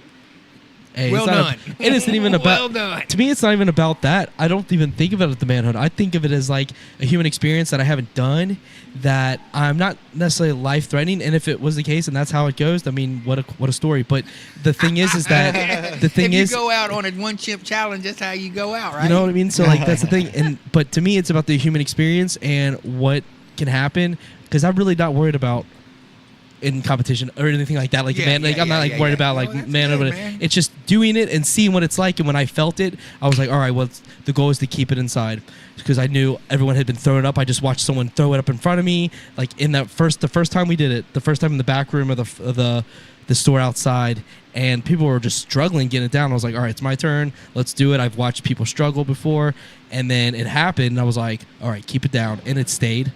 And I remembered that also same trauma the next year. I was like, how did I keep it down last year? And I did the same thing. Rinse and repeat 4 years. But you do a whole year apart. So it's not like it's like a regular thing, but your body goes into this spot where it remembers it like it was literally yesterday. And it's pretty fascinating. So weird. It is so weird. It really is. So just something to touch base on. We haven't talked about the 1 chip challenge in a while, but that's one of the highlights of everything we've done, just to experience that and record it. I watch back on it. People ask about it there, because we still carry them, like they're on the shelf, the empty boxes. Yeah. And people are like, is there an empty box right here I can hold up for somebody? I think I just. Yeah, show. Actually, it feels like there might be one in there. Yeah, that's the 1 chip challenge. And I'll be damned if I ever went and do a 1 chip challenge. But this is what it looks like to the viewers out there. It's literally shaped like a coffin. Nate says, "Do not eat that on an empty stomach." He said, "Do not eat that chip." Nate Newmaker said, "Do not eat that chip on." Yeah, that's the truth too, man. Because like I said, you can really feel that in your stomach. You can feel exactly where it is. You know, it's like, okay, it's still got another 4 hours for us to get through this thing. I explained like the flash grenade feeling. Like it just felt like my stomach was just like, I could feel like it. Like it was a homing. It was a homing device. It's the way that I like, and I felt like it was like bing, bing, bing. Bang, like a heartbeat, like where you can just feel like burn. It's bouncing around in there. Yeah. But the first year, I would say the first year was heavy. That the next year it was, because the next year it was like it expanded, and then the third year was more like the first year. It's very strange, and I can literally specify which year was the same. That's how your body reacts. It is. Take your word for it, my It is insane. I can't explain it, but it's something that I think that it's worth experiencing. I don't know. But now we got Farmer Nate's doing his thing, and I am so proud of Nate, though. I will say that. Shout out to him again. All the work he's done, man, to get to this point. And we're homies, like going way back, but at the same time, man. Farmer Nate. Yeah, man. At the same time, like, just if he wasn't my homie, I would be impressed by him. Either way, man, it's awesome to see. Farmer Nate just said what's in it: curry, mustard powder. In the 1815, it's curry, mustard powder, saffron, cumin, Indian forward flavors. I don't eat Indian food, but that shit was delicious. It bro. was. Really I'm telling you, you know what? A coney is the move. I had that Jot India over there in Newport. Have you been there? Yeah. Dude, good food, So man. good. We were only over there one time, and whatever I had reminded me of like the chicken Milanese from Brio, but like an Indian version. It was amazing. Huh. Is that thing still I up there haven't like been that? there yet. Perfect. Can I segue to this real quick? Absolutely, bro. Can we segue to my vintage Wheaties box that my wife was like, "What the fuck are you doing? Why are you buying this right now?" She wasn't with me. I went to I get up in the morning, I go to the flea market out on Kellogg Avenue, and there's a whole series that I'm doing once I get it done. When I put my gold teeth in, and I go and I buy records and I play because I go to this flea market when I was a kid, so I got Where's these this flea market at? off Kellogg Avenue near Annie's. Where Annie's was Oh, at, yeah. the old Annie's. People set up shop there on Saturdays and Sunday morning, 7:00 in the morning. And you can find. I go there to record hunt because you can usually get Bach and Beethoven and symphony records for $1 a piece, and we play in the barbershop sometimes with plants and things like that. But then I came across this, and I was like, "How much you want for these?" And this, for a UK fan, is a commodity, I would say. I don't know if anybody wants this, but I'm willing to ship this to someone. All you have to do is put a number in the chat from now until whenever. If you put a number in the chat, we're going to find out, because we've got 300 people who liked our Blended Journey podcast since we've formed it. About okay. 337, I think I saw. 337 yeah, people, yeah. and it's That's been less awesome. than a month. That's amazing. Yeah, Great, and, yeah. and we're just now getting started because we both had a conversation to segue away from this, because we're going to give this away, and we're going to give you the reason why we're here, and not just to PowWow, but to plug our new podcast. So we're going to start going live on Wednesdays in July. But we Thank really you. we started talking, and we were like, hey, we want to share our journey with people, and we had a serious conversation with people, because we know with this thing, especially with her job being a therapist and my job being a barber, and me knowing how to manipulate the algorithm, we're going to go, our trajectory is boom. For sure. So we were like, okay, so we want to capitalize on this, but do it in a way that we're doing it with integrity, Honest to yourselves, for sure. and controlling this thing to where it's not going to be some kind of smut reality TV where it's filled on drama. Like Right. the Housewives I watch. And my friend, shout out to Paige. When I pitched the idea to him, because I usually run things by, we run things by people. For sure. And he said, it's a home run, just don't get out there faking. So that's one thing that you're going to see on our Blended Journey podcast whenever we are seeing our content. It's real, man. It's real. We love each other, and you'll be able to see it in our podcasting. We care about our kids. You'll be able to see that in our podcast. We care about our friends more than our friends care about us. Right. And this is all new to us. We've been together 3 years and married 2. And we brought to the table 7 kids. Right. I say I have 3 because my son-in-law is one of my favorite people in the world. But it's hard to. We're blending cultures. We're blending politics. We're blending faith, religion, children, adult children. And we don't know what we're doing. In 2024, which is the craziest thing. And You we know, don't when agree on anything. when everyone has their own opinion, yeah, it's We don't agree. We don't agree on any like as far as like she said on religion. We're different religions, and we're different political stances. I'm pro-life. She's pro-choice. I mean, just all across the board, we don't match up where people think that you can't coexist. But we coexist like yin and yang, because I don't want anybody else. Right. You know what I'm saying? I don't care who she votes for or whatever she does. That's my wife. Yeah. You know what I'm saying? And I expect the same in And return. I feel the same way about him. The only thing I joke, I think it's funny now. The only thing we can't do together, we've learned recently, is kayak. oh yeah. No. Well, we went kayaking 2 times in the past month. We went to the underground caves in Red River Gorge, and that's when we learned we couldn't kayak together, because they were like, "Don't get a kayak together." We got this, and if we could kayak together, if she would just row whenever I'd ask her to row, you know what I mean? That's the way it would Wow, go. this is yeah. But, This is the good stuff. And then we go to we're in Puerto Rico last week, Yeah. and we're Okay. in the bioluminescent bay. And we Oh, go nice, through dude. This Yeah. mucky area of Oh, just it's nasty. nasty smuck that we got to walk through to get to the bioluminescent bay. And so we're out there, and they're trying to get us to kayak, and I'm in the front because they said the weight in the front. So I'm moving and I'm kayaking, and I'm like, 2, 2, 1, 1, 2, and it just, we don't kayak together well, and But as far as getting along, even though we have different views on politics, religion, how we raise our kids, we get along fine. Kayaking is the one thing that You just got to find one with a motorboat, bro. she gets a her motor on the back. She gets her kayak. I get my kayak. single kayak. Yeah. Single kayaks. Yeah. You know, hey, that's Caitlin wants that same way, man. She doesn't like every time we're talking about buying a kayak, she wants a single, and I'm like, well, what do you like? What do you mean want us like it's twice of everything? You know what I mean? Like, Yeah. And then so we actually were really looking at buying a kayak, and then realized that it's fucking pointless. Like, you know what I mean? Like, even if you buy the kayak to save the $40 fee for like Green Acres or whatever, you can't drop in and then get out. Like, your car is now 7 miles away. You know what I mean? And like, how are you going to get you and the kayak back to your car that's now 7 miles upstream, unless you're just paddling around in a fucking circle? What about in Ohio River? In the Ohio River. That's the only place you're going to be able to have a good time, is if you just swim circles in the Ohio River. Go down there by Boat Raider. Have you seen that guy on Instagram yet? The Boat Raider. Yeah, shout out to Boat Raider. You'll see Boat Raider on there. He's local? Yeah, he's local. He's a guy named Boat Raider, and he rates boats that they go by his house. Oh, and nice. He's like, it's Boat Raider. He gives him 5 stars. Shouts out to Boat Raider. He's a good dude, and follow his content. You know what, Boat Raider? If you're a UK fan, you send me your address, and I'll get you this Wheatie box. Oh, he's just going to give it away to him. I'm a fan. You know what I'm saying? That's what I do. I'm a fan. But then we got the other Wheaties box over here. Michael Jordan Wheatie box. Jordan. Oh, okay.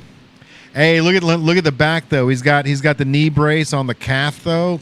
I wore that same shit, bro. He's got it on the knee in that actual photo. So he usually keeps it below the knee, and then he would bend over the top of it because the inside of that little knee brace was red. So I did the exact same thing when I played basketball as a kid. So fellas, if you don't mind, like in the chat, or when you go back and you watch this, do you think these were bad purchases at the flea market, or do you think these were stellar purchases? I got them for I think I got both of these for under $10 for both of them. So this was worth the trip in the commentary along with it. So that was a plug for our Blended Journey podcast, and that's why we're here, is to promote that and to spend time and space with my good friends Jay and Andrew. Yeah, bro. And I want to introduce my she's so smart and so witty and is the show stealer. So if y'all got some questions for her, yeah, shoot some questions. What got you to the point to be doing a podcast? I mean, doing a podcast is a commitment. Terrence wouldn't shut the fuck up about it. Yeah. Well, let's be on that. As ambitious as he is, as forward thinking and just diversified as he is, you also have to commit to it, because most podcasts make it to 3 or less. So like that, and like you don't think about I can get through 3. Well, it's not about doing 3 in a row. It's about doing 3 in 3-week span. And when you're a month in, you're like, is it really worth us getting together and doing it? He's busy now, and people start making excuses for the partners on the podcast, and then you find a new person, then you find that, and it becomes a spiral. So what brings you into like get the space to bring something as consistency? Because he loves we talked consistency earlier, and that is a huge part of doing a podcast. One every once in a while is one thing, but when you're doing one where you're like telling, you do week recaps with the kids or whatever's happening, you want to talk about things on an authentic basis. So keeping it consistent for viewers is important. So what puts you in this headspace to be like, I'm going to tell my journey now? Because I'm sure your stories are incredible. So like why now? You know what I mean? I think that's a loaded question. But why now? Yeah, but why now? Why now? Yeah, that's the highlight for me. The why now? Why now? Yeah. Why not share our journey?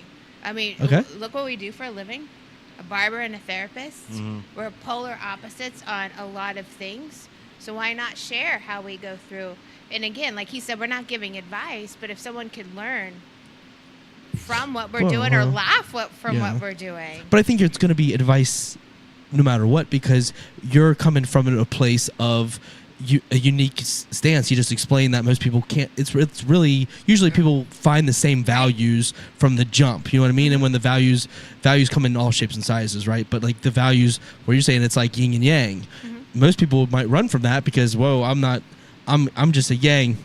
Find me a yang, whatever. You know, and that's you're a perspective thing. To put it into perspective, most people. Let's put it in politics. If some people will be like, I'm not going to date someone who would support Donald Trump. Right. Or on that. So, and it's very elementary. If we're breaking it down on a logic standpoint, that's very elementary to say, oh, I'm not going to date somebody because they're going to vote for Donald Trump. But I guarantee the people who are watching this, 80% of the people will be like, I could never date somebody who would vote for Joe Biden, or because that's how elementary we breaking it down as far as logic goes in this United States of America, or pro-choice or pro-life or religion. Like the religions that we aspire to different ideologies. To your question about the commitment part of it, we're a business. I love that both of you are like, fuck it. Yeah, all right. Let's hear it. Yeah. Let's get to the real. We're a business. We have a corporation called Horton's Consulting, LLC. Okay. There it is. That we're slowly moving everything into one umbrella. Her LLCs, my LLCs, to a family business, which is going to elevate and for generational wealth, for our Blended Journey podcast. That's incredible. And as a business, we work in quarters. Yeah. First quarter, we get our finances to get January, February, March. Pays taxes. April, May, June. Prepare for July, August, September. July, August, September is when we're really going to go hard with this podcasting thing. We got a schedule, we got dates, we got this, where we're going to do all this for 3 months to see if we like it consistently. And then after those 3 months, stop. Reevaluate, because this is a business. This ain't, I had the consistency and the creativity that comes easily because of my experience and everything like that. But like I said, she's a star. Once gates are open, yeah. And people start seeing just how talented and brilliant and how life-changing. She changes people's lives, man. She changed your life, bro. Yeah. I think that we're He's changed mine a lot. Yeah, I don't sell my show short for that because I'm prize. Like, she's a prize. We are a prize together. Oh yeah. But the work that I see that her doing for people's lives and just changing people's perspectives on mental health, because that's going to be a big push here soon. Mental health is going to be like how there's going to be a focus, because it's with AI and all those things, being able to focus on the small, tedious tasks of things. How do you feel up here? Right. And how do your kids feel up here from the bullshit we put them through? Right. Absolutely. Our Blended Journey podcast. That's incredible, man. Yeah. So there we are. So on with part of my question too. So why now? But with the consistency where you guys are at with your careers and what you're doing in general, you said it's a business. Yes. So with the timing of everything, the consistency is the hardest part. Yes. Why? Like what doors have opened where you can go launch at like July, August, September is like the time to shine. Why now? We're empty nesting. She can talk about that's one of the reasons why is we don't have kids at home anymore. All right, there and so we spend a lot of time together. It gives us another outlet to be creative and share and talk. Okay, right. There it is. Yeah. And if any education comes out of it about mental health or how we do things, the way that we do things, and keep a peaceful household when we're polar opposites on a lot of things. There is something to be said though about and menopause. About like opposites attract, right? Like, we've got for instance, Kaylin, she loves the yellow starburst, right? Something super small, but like a lot of people are kind of like, why the fuck would you like the yellow starburst? Why don't you like the pink ones? You know what I mean? But it's a perfect juxtaposition because like when you're sharing those starbursts, she wants the yellows and you want the pinks. Yeah. You know what I mean? It's just there's a lot to be said on like opposites attract. If you don't put up that Trump barrier, like Yeah. you're talking about. And You know like I mean? what we were just saying a minute ago, and then I always try to break it down to like a logic where people can understand. If I would potentially have missed out on my wife by being closed-minded and thinking, oh, she's a liberal. Nope. Or she or And me the same way. Yeah, so I mean, that's for anybody that's out there that's watching this, seeing our Blended Journey podcast and see our journey. It's like, for one, we're not trying to give anybody advice on anything that what we're doing.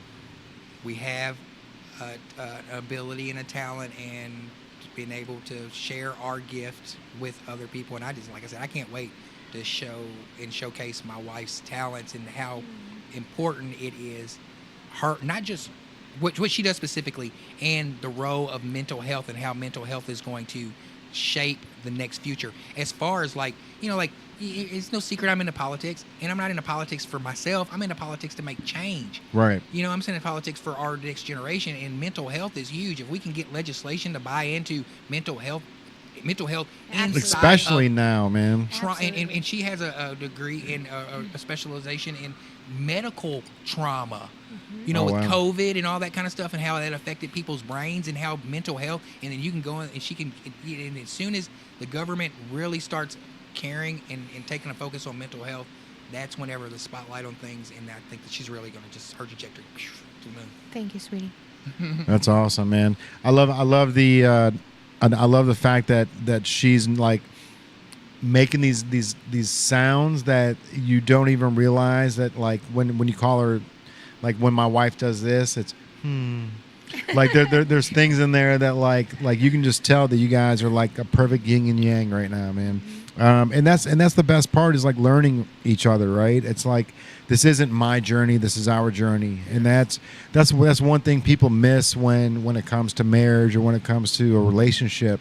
It's not me, you know what I mean? Like, I'm in the trenches right now. Like every morning I wake up, I got to put a fucking hard hat on, and I got to jump in the trenches with my 6-shooters and fucking and find my meal, right? And Kaylin, she's got a great job. She gets paid weekly on her stuff, and it's like, we're both we've got opposite ends of the spectrum, man. And it's like I've got to respect everything she's doing. She's got to respect everything I'm doing. And if I'm doing it wrong, like, she has, maybe she'll correct me or give me advice on how to fix it.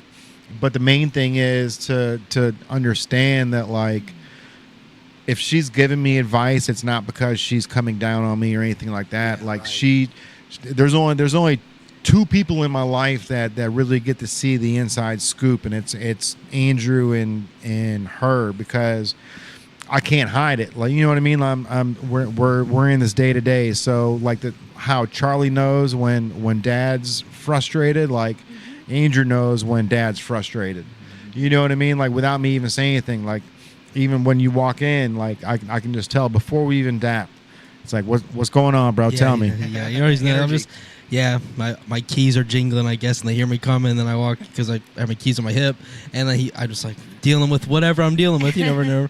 And then he's like, "What's up with it? What's going on?" I'm like, "Oh yeah, I am having a rough day. I am. This is what's up." And then I'll just vent for about 2 minutes, and then I move. I just have to let it go, because I know life gets better when you start to see successes and see momentum. Yes. So if you can build momentum in the workplace or your wherever you do, and then it can shift to other parts of life. So I know I spent a good majority of my time here because we built the store because what we want. Like we have the same vision within the same realm. It was pretty wild to how it shaped out, and we both saw it the same. So we built it how we wanted it, and now it's home on top of our own home. So like we're comfortable here. So when you have problems and you come into your safe space with the problem because you just are carrying it from the previous situation, and someone says, "How are you doing?" and you know they're genuine about it, you vent a little, and then once that's done, you're like, all right, this is how I fix that problem a different way. Right. And then you get to work, you do your thing, and then time will pass, and then the solution will come to surface. You know what I mean? So really believe in momentum. Like you mentioned, I think that's a huge part, that if anyone's going to take something from a podcast, is understanding when to capture momentum and really understand when the momentum happens, to not sit on your hands.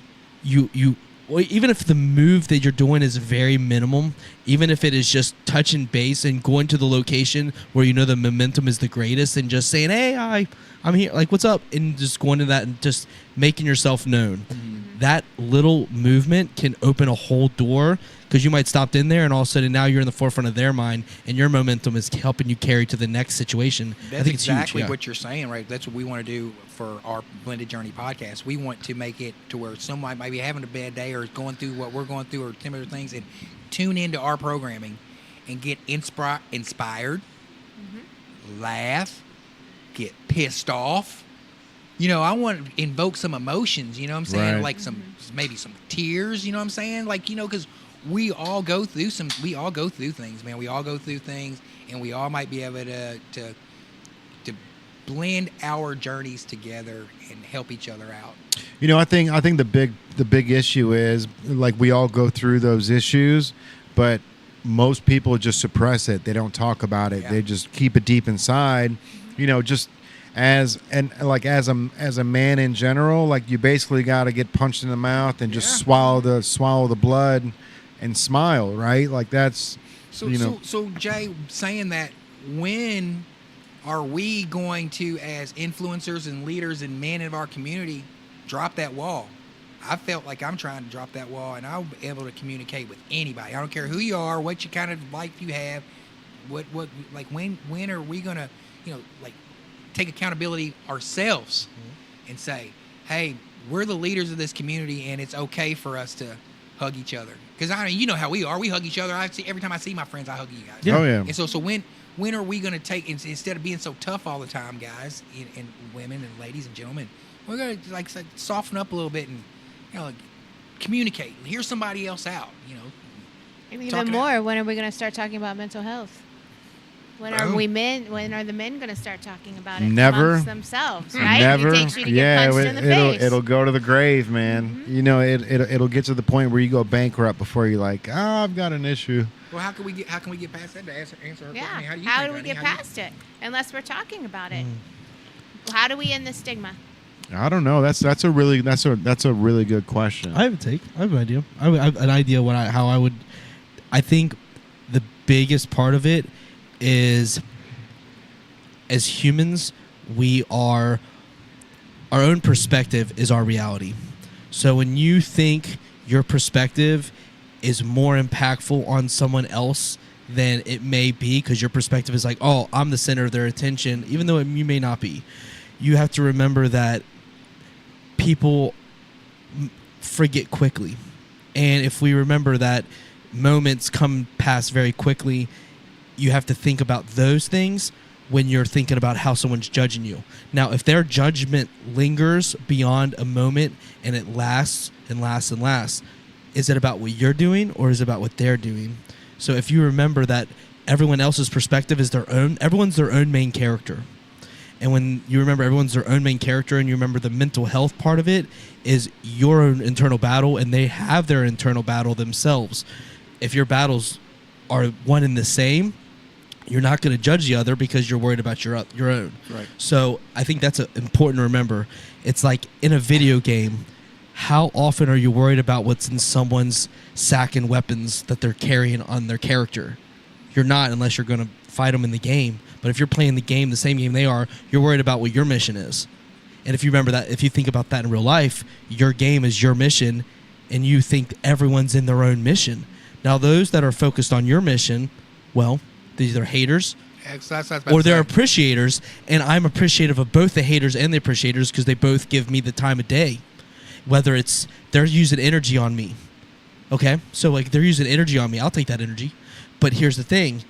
I can't worry about it. I've been big on mental health awareness and spreading since Ocean Grid. I did a lot of speeches before songs and stuff. A close friend of mine actually is in the mental health industry because the first time she ever heard the word spoken mental health were on stage when I was speaking on stage, which was a really cool moment when she told me that. I was actually mind blown. She's a master's now in it because of that one conversation that I had over on a microphone at a venue. Like, it's crazy to think about that one moment of me just saying, because it was about depression, anxiety, and understanding we're not alone in this, you know. But beyond not being alone in this, it's understanding everyone's walk of life is different. Our journeys are different. We start at different places, and when you start at this different place, it's hard to. Well, now we're in the social area where you see everyone instantly. You see their best moments because that's what people post. But if you can get past that and go within, you got to remember that everyone's walk is different, and all the challenges are equally the same. You know, they're harder for everyone, whatever.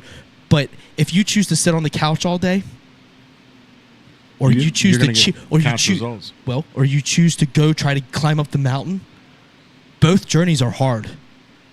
Because when you get to ground zero, that's a hard place to get out of that hole.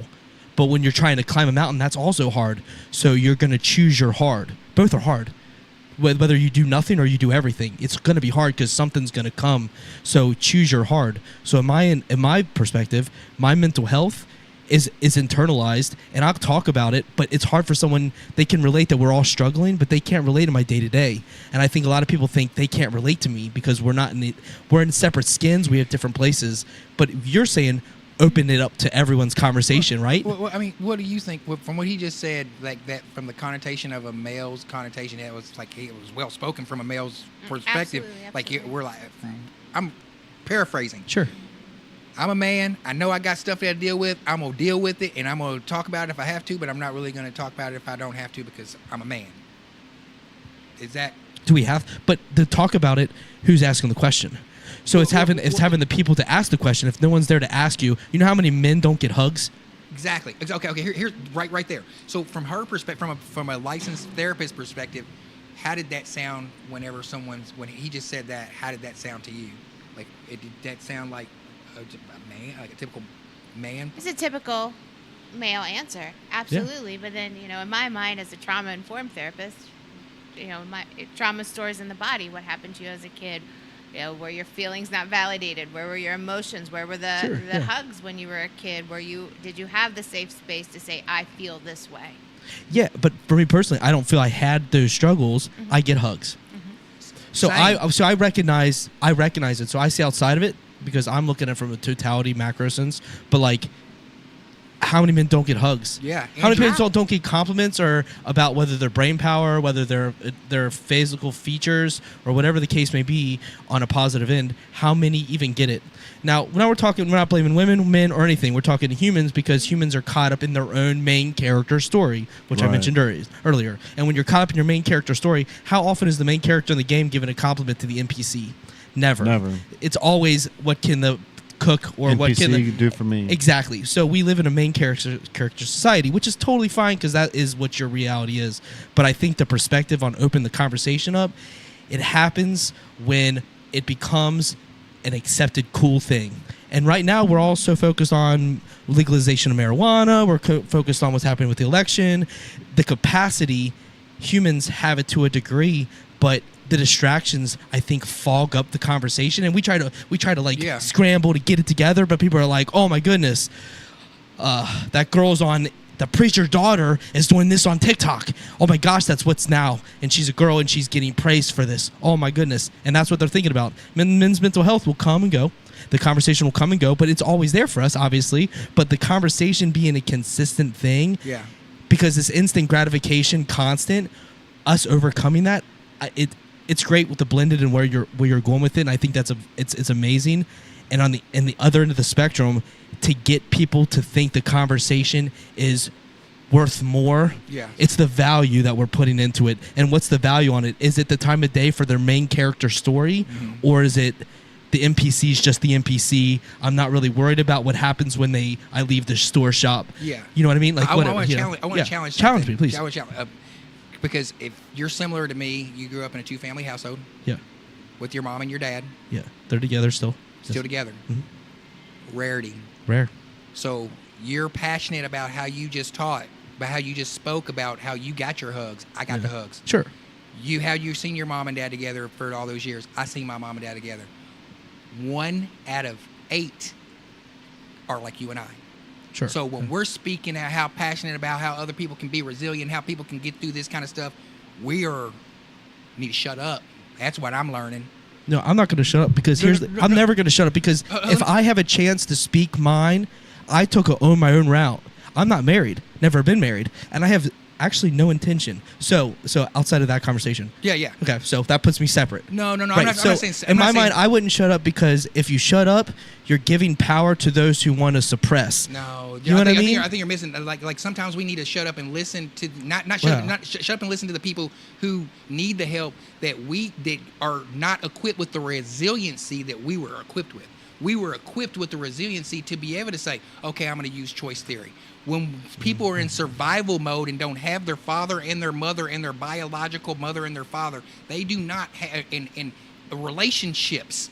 It doesn't have to be together like you and like Kobe, and they don't have them. They're in survival mode. They can't think of the resiliency of that 1 out of 8 like you and I, who had a comfort zone, who had the safety, who had all these things, who had critical thinking, scary. Mom, nurturing me the correct way. Dad kicking your ass to make sure that you're not no fruity. So you and I are completely different than 70-80%, because 70% of marriages end in divorce. Sure. Yeah. So those people are dealing with the thing that, like when I say we need to be quiet, we need to shut up. And I know you said you'll never shut up, and I get that. You got to speak your voice. You got to speak. You got to speak your truth. Because others aren't going to. How can you? Someone speak has your, to. How can you Someone speak has your? to. How can you speak your truths to someone who has never even can fathom their mother and father being even functional together? And you gonna tell me that you got to experience all those good things in the way that it's supposed to go, in the way that the biologically and scientifically and statistically speaking, a father and a mother raising a child will put a child in a resiliency form as you and I. But if you take those factors out, and then you take survival mode and a mother trying to do the best she can and sucking dick for welfare checks, and you put that and you tell that person to suck it up, whenever they've seen their mom fight worse than you've seen your dad fight, but you ain't never had your lights cut off. Yeah. You know what I'm saying? I would never say suck it up. I would say, what do you feel that you bring to the situation? So I would say we ask more questions rather than go to the suck it up mentality. So though I've experienced those things, it doesn't mean my journey's any more or any less, because journeys are all equal, no matter what. I don't care where you start. I don't care which one you got. I don't care whatever determining factors, how you feel you've got oppressed or you got privilege, whatever other side of the coin. Makes zero effect on me if I have a conversation with someone. But outside of that mentality, what do you bring and where do you value? What are your values? Are your values here and now? I'm here for a good time, not a long time? Or are you here because you're trying to, put roots in the ground and you build from there? What is your value? Where I started and what I was experiencing, I'm not married. So first off, statistically, I broke that. Okay. So, all right. So from the forefront of that mentality, already smashed it. So that can pass on that. But secondly, for them, what do you bring? I don't think that's how statistics work, though. If you haven't been married, you're not part of the statistic. No. I mean, you would say if you're raised in a family that has marriage. My brother and my sister are both married. They've fallen in the track. I kind of went a different route, not because by choice, but because my lifestyle and music and my passion for going out for certain things. Your lifestyle usually hinges. You choose. You make a decision. Do I want to stay home, or do I want to travel on the road? And that was kind of my mentality. I was like, I'm going to have a job that I'm going to be like, all right, these jobs I can pass. I would rather play music than settle down with a girl. There will be time for that. I figured 30s, whatever. Then I had Charlie and things changed and now we're here. But I would think statistically, and it would probably, I'm sure statistics are on my side. If I grew up in a family where the mother and the father last the entire time, more than likely I'm probably going to get married. There's probably a good chance of that. I would say statistically, I'd probably it's over 50% that I would probably make that happen because I would see that in that follow that path. But not that I don't want that path or not that I'm against it. But now I'm not exactly sure because I'm not sure where that journey is going to go for me. But I do know what I care about is Charlie. And if Charlie chooses to get married and everything is like that, and I don't have any tattoos. When Charlie chooses to get her first tattoo, I'll be right there with her and I'll get it with her. And that's what would be my first tattoo. but I have that recognition going forward. It has nothing to do. My family, no one has tattoos. You know what I mean? So like I could. It doesn't matter to me previous. I'm not trying to here to be in a mold. I was never built that way. From a mental health side of it, what did you hear from me and him just going through that discussion? What did you hear from a mental health, from a professional person who does this for a living? Your ACE scores are obviously very low, which is adverse childhood experiences. So when we look at what happens between the 0 and 18, there's like 10 questions, yes or no questions. It really impacts how someone behaves as an adult. And if we look at the Body Keeps the Score, Van der Kolk, or we look at Gabor Mate, you know, when we have trauma in our childhood, we reenact it in our adult relationships, hoping for a different ending. And so we continue to repeat those patterns until we work on healing. So, when are men going to start talking about mental health? And especially, and that's why I was like, people like you and I, we're never going to push the envelope until we listen. Like, as you and I, our ACE scores are extremely, like, we don't have. What's an ACE score? Define. Like adverse childhood experience. They say, okay, did you have two parents? Yes. Were they loving? Did you get the loving and belonging that you needed? Could you go to your mom for nurturing and to your dad for discipline? Yes. It did. Did you? Were you abused? No. All these things are like, if you go to a person with a 9 or an 8 ACE score, am I correct, honey? Anything 2 or higher. Anything. Those are the people who. Did you have your mom and dad together? Could. No. Were you abused as a child? Yes. Did you know where your next meal was coming from? No. Did your dad touch you? Mm-hmm. Or did anyone in your family? And when those factors happen that you and I were blessed and fortunate not to have, and the majority of the United States of America, the majority are not like you and I. We need, as men, to say. That's why I said we need to shut up. That's why I wasn't saying you. I was saying we should listen. I was saying as a man, we should say, hey, I didn't experience this, so I can't tell you to suck it up, and the machismo and sitting back and saying how hard you are is not, and talk about how that's not what it is. Yeah, I totally. Yeah, all right, bro. Yeah, great seeing you, man. Yeah, I love that. Like, I'm very into listening, and I'm, empath quality, whatever the case be. I feel it. We gotta get your boy in the podcast, man. Yeah, we're gonna have to bring you back for a whole episode, bro. Oh yeah, you already know. I got open mics talking. Oh yeah. Yeah, come over here. We'll take a quick picture, bro, dude. Yeah. Yeah, we need to set it up for sure, man. Yeah, man, got you. Tyrell needs his hair did, man. He's been growing it out too. But these are conversations that we need to have. I think that we need to all right, bro. Have these we'll see you soon, man. Love you, bro. I do think so too. I think a big part of it is listening and understanding. For me, like, I don't have to come from the walk of life, and I understand that it's going to be very different, but I can't control that. Okay, so when I can't control on that front, I can't control that. I can't control that on any front. And having sympathy, empathy, whatever that you may case, and candor, and just anywhere it comes from, I can't control that. All I can control is my moves as a man. And I can understand someone struggling that's something I don't understand. But because I do have those qualities, I'm big in the idea of, if you can, you should. I've been sitting by that for a long time, but if you can, you should. If you're able to do something and you choose not to do that, that is on you. Whatever, you get the energy you put back. What if you don't know how? If you can, is you by definition, you would know how. If you can, you should. If I can help my friends get further in their musical career, if I can listen to a friend, if I can hear a friend out in a time of need, if I can hear Jay out when he's struggling with whatever he needs, if I can put a friend on that needs a show and I can put him on a show at Madison Live, and it takes me 0 but 2 seconds to be like, hey Frank, this guy needs a show, can you put him on the show? And I get someone on real quick, and I have no monetary gain, it doesn't matter. I can. Because I've put myself in the position, because that's how I want my reality to look. Right. I've built my world. Absolutely. And I haven't stopped until I gotten here. So I've gotten here, and now we're here, and I'm like, you know what? It takes me zero time, zero energy to be like, hey, yo, homie wants the show. This guy's really good. I don't have a show lined up. Can you get? And it's a very simple conversation, but I can, I should.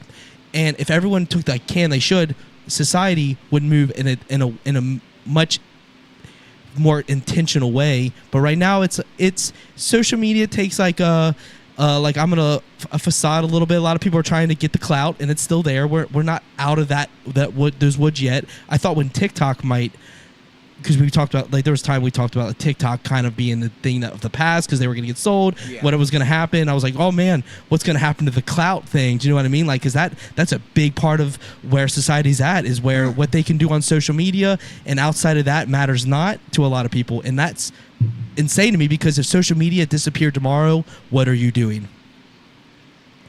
That's what I think about all the time. If social media disappeared tomorrow, what are you doing on Monday? And Tuesday. That's a crazy question. If social media for a lot of people disappeared, and you got to get up on Tuesday, we're Tuesday right now, what are you doing? Are you working out real quick? No. You get a phone call, you can call family, you can get in contact with important ones, but social media's, Facebook goes down, they get hacked. Everything happens, everyone's accounts go down, all those pictures, all your memories. You're not allowed to post it. Are you still going to go work out? Yeah. Even though you can't work show people that you're working out? You're saving up for that boat. You've been Instagram models, they're done. Bro, you've been saving up for that boat for like 2 years. And you're like, I cannot wait to post that first story on that boat. I am so excited. And it's done. You're like, what? I was trying to get that boat. What's the matter with the boat now? No one cares. And then all of a sudden, all right, well, I guess I could put that money. Well, my dad always said do a 401k. Maybe I'll do that now. I don't know. But like, the thing is what do you do? And I think that's somewhere that we should think about as people, because tomorrow's not promised, and nor is social media. The internet, when the internet went down, everyone's phones messed up. The AT&T phones, everyone was out of commission. Do you remember that? What did we do?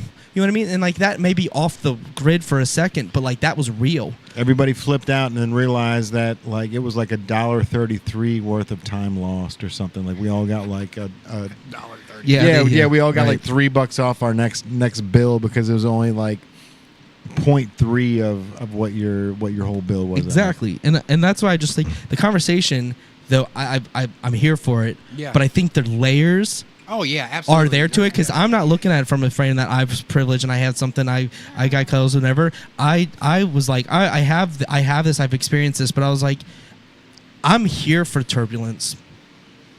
I'm here to be uncomfortable. Oh, good. Yeah. So at the end of the day, I am here to be uncomfortable, regardless of the walk of life and me playing victim to whatever may happen. If my starting point was harder, you know, the climb to the mountain is going to be that much sweeter when it's there. But like, at the end of the day, people pass and blame. I wasn't raised here. Bro, father's home. This and this, and all these conversations is a constant. It's a constant thing, and people are chasing it. But they're chasing something that isn't attainable, because the situation is already done. And when they think outside themselves, and they're like, and they internalize, like, all right, well, I'm going to get up tomorrow. My social media isn't there. What do I like to do? March 22nd, pandemic.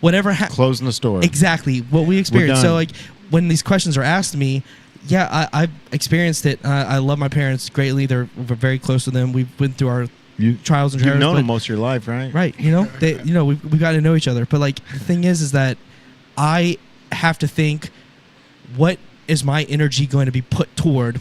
Am I going to worry about the things that happen to me, or what's happening in the future? And I really think about that. Like, you want to balance relationships, but those will come and they will go. If they're for you, they'll be there. And I think a lot of people think they're gonna have the perfect man or the perfect woman. They're gonna find this person that's gonna complete them. And I think the completion is entirely within. But it's a battle, because now we're seeing other people real time getting engaged.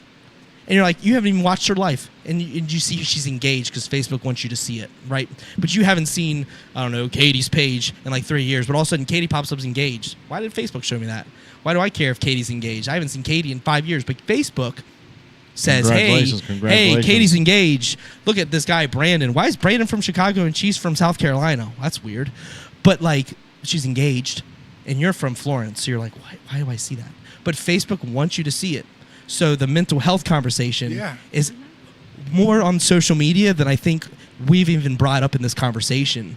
I haven't heard social media very often other than what this, but like that, I think that's a huge component, because it's the powers that be that are like, hey, we know everyone has this device. How do we get them locked in? And we've talked about that before. And I think AI is going to be a big part of that, because now we're going to be able to do a little less of this and let AI take care of some stuff if you trust it. Right. if you trust it. The social media part, Yeah. as far as like the mental health, I mean we talk about that all the time of what that future looks like. The now though, I mean.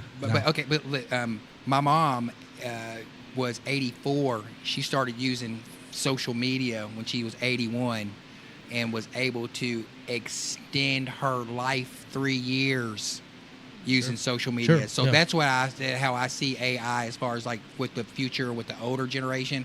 Once they adopt it, and once they get it, and they like, oh, it's easier for me I don't have to go through the cookbook. I can just look this and get this and make my life, quality of life easier. Yeah. It'll make because I witnessed my mom do it. She would get on Facebook and go on. And she thought I'd post a lot. My mom was on it. That's Everybody awesome. in her family, her cousins, she diagrammed her entire family tree. That's dope. That's cool, though. Through social Yeah. media. I think it's a good thing. I don't think it's a bad thing. I'm not trying to demonize Facebook. I'm just saying the mental health thing. When you're at your low, you see, this homie got married, and you're like, Right. what? My life's crumbling, and this person's got married. Why did Facebook That's why that did Facebook congratulations bullshit Yeah, that, why did Joe Rogan pulled out of it. Why is Facebook showing me their So, win when I'm losing? You know what I mean? Like, yeah. When Mark Zuckerberg was on Joe Rogan's podcast, Joe just kept asking him like, what, like algorithm, like, and finally Zuckerberg was like, congratulations, like, if you do things that if people comment congratulations underneath, we put it back into the algorithm. Jeez.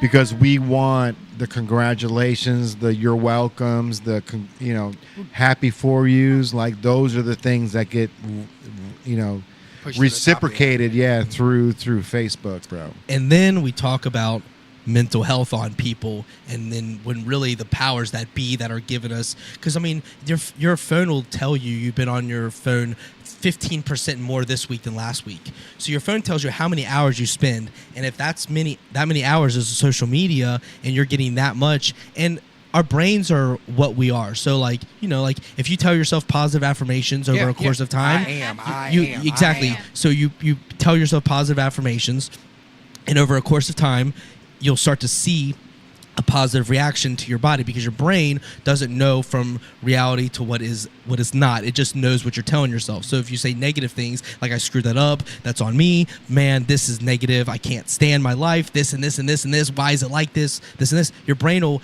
reciprocate.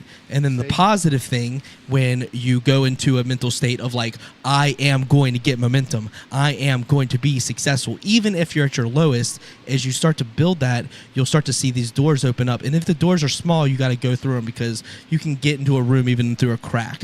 So like, I just think at the end of the day, remembering that people are stuck in their ways, and yeah, the raising is a part of it, but eventually you're going to come to a point where parents aren't as heavy as friends and who you're around. So friends eventually become in the influence, where the parents at one point were there, but now homie's like trying to get you to carry some sketchy shit, and you're like, well, should I carry this? My friend's trying to influence me. Some people say yes, some people say no. It is flip of the coin, in my opinion, because you never know what the situation is. But that friend might have the worst intentions, and they might know a weakness on you. They might see you come from a broken family, quote unquote, and they might take advantage of that. Yes. But in knowing that, all part of mental health, and when you're struggling with all these things, and then you get on Facebook and see someone else winning, you know what I mean? And that's like 8 hours of your day, and you're seeing so many wins. So I think the mental health, it's a collaboration with a bunch of things, but the social media is, man, I would say it's over. If you're on social media regularly, it's a huge percentage of what you're feeling, because you're telling yourself that person deserves it. Do I? And the questions is something I think a lot of people ask themselves, because people ask questions. They want to know why. Why is them? Why not me? You know?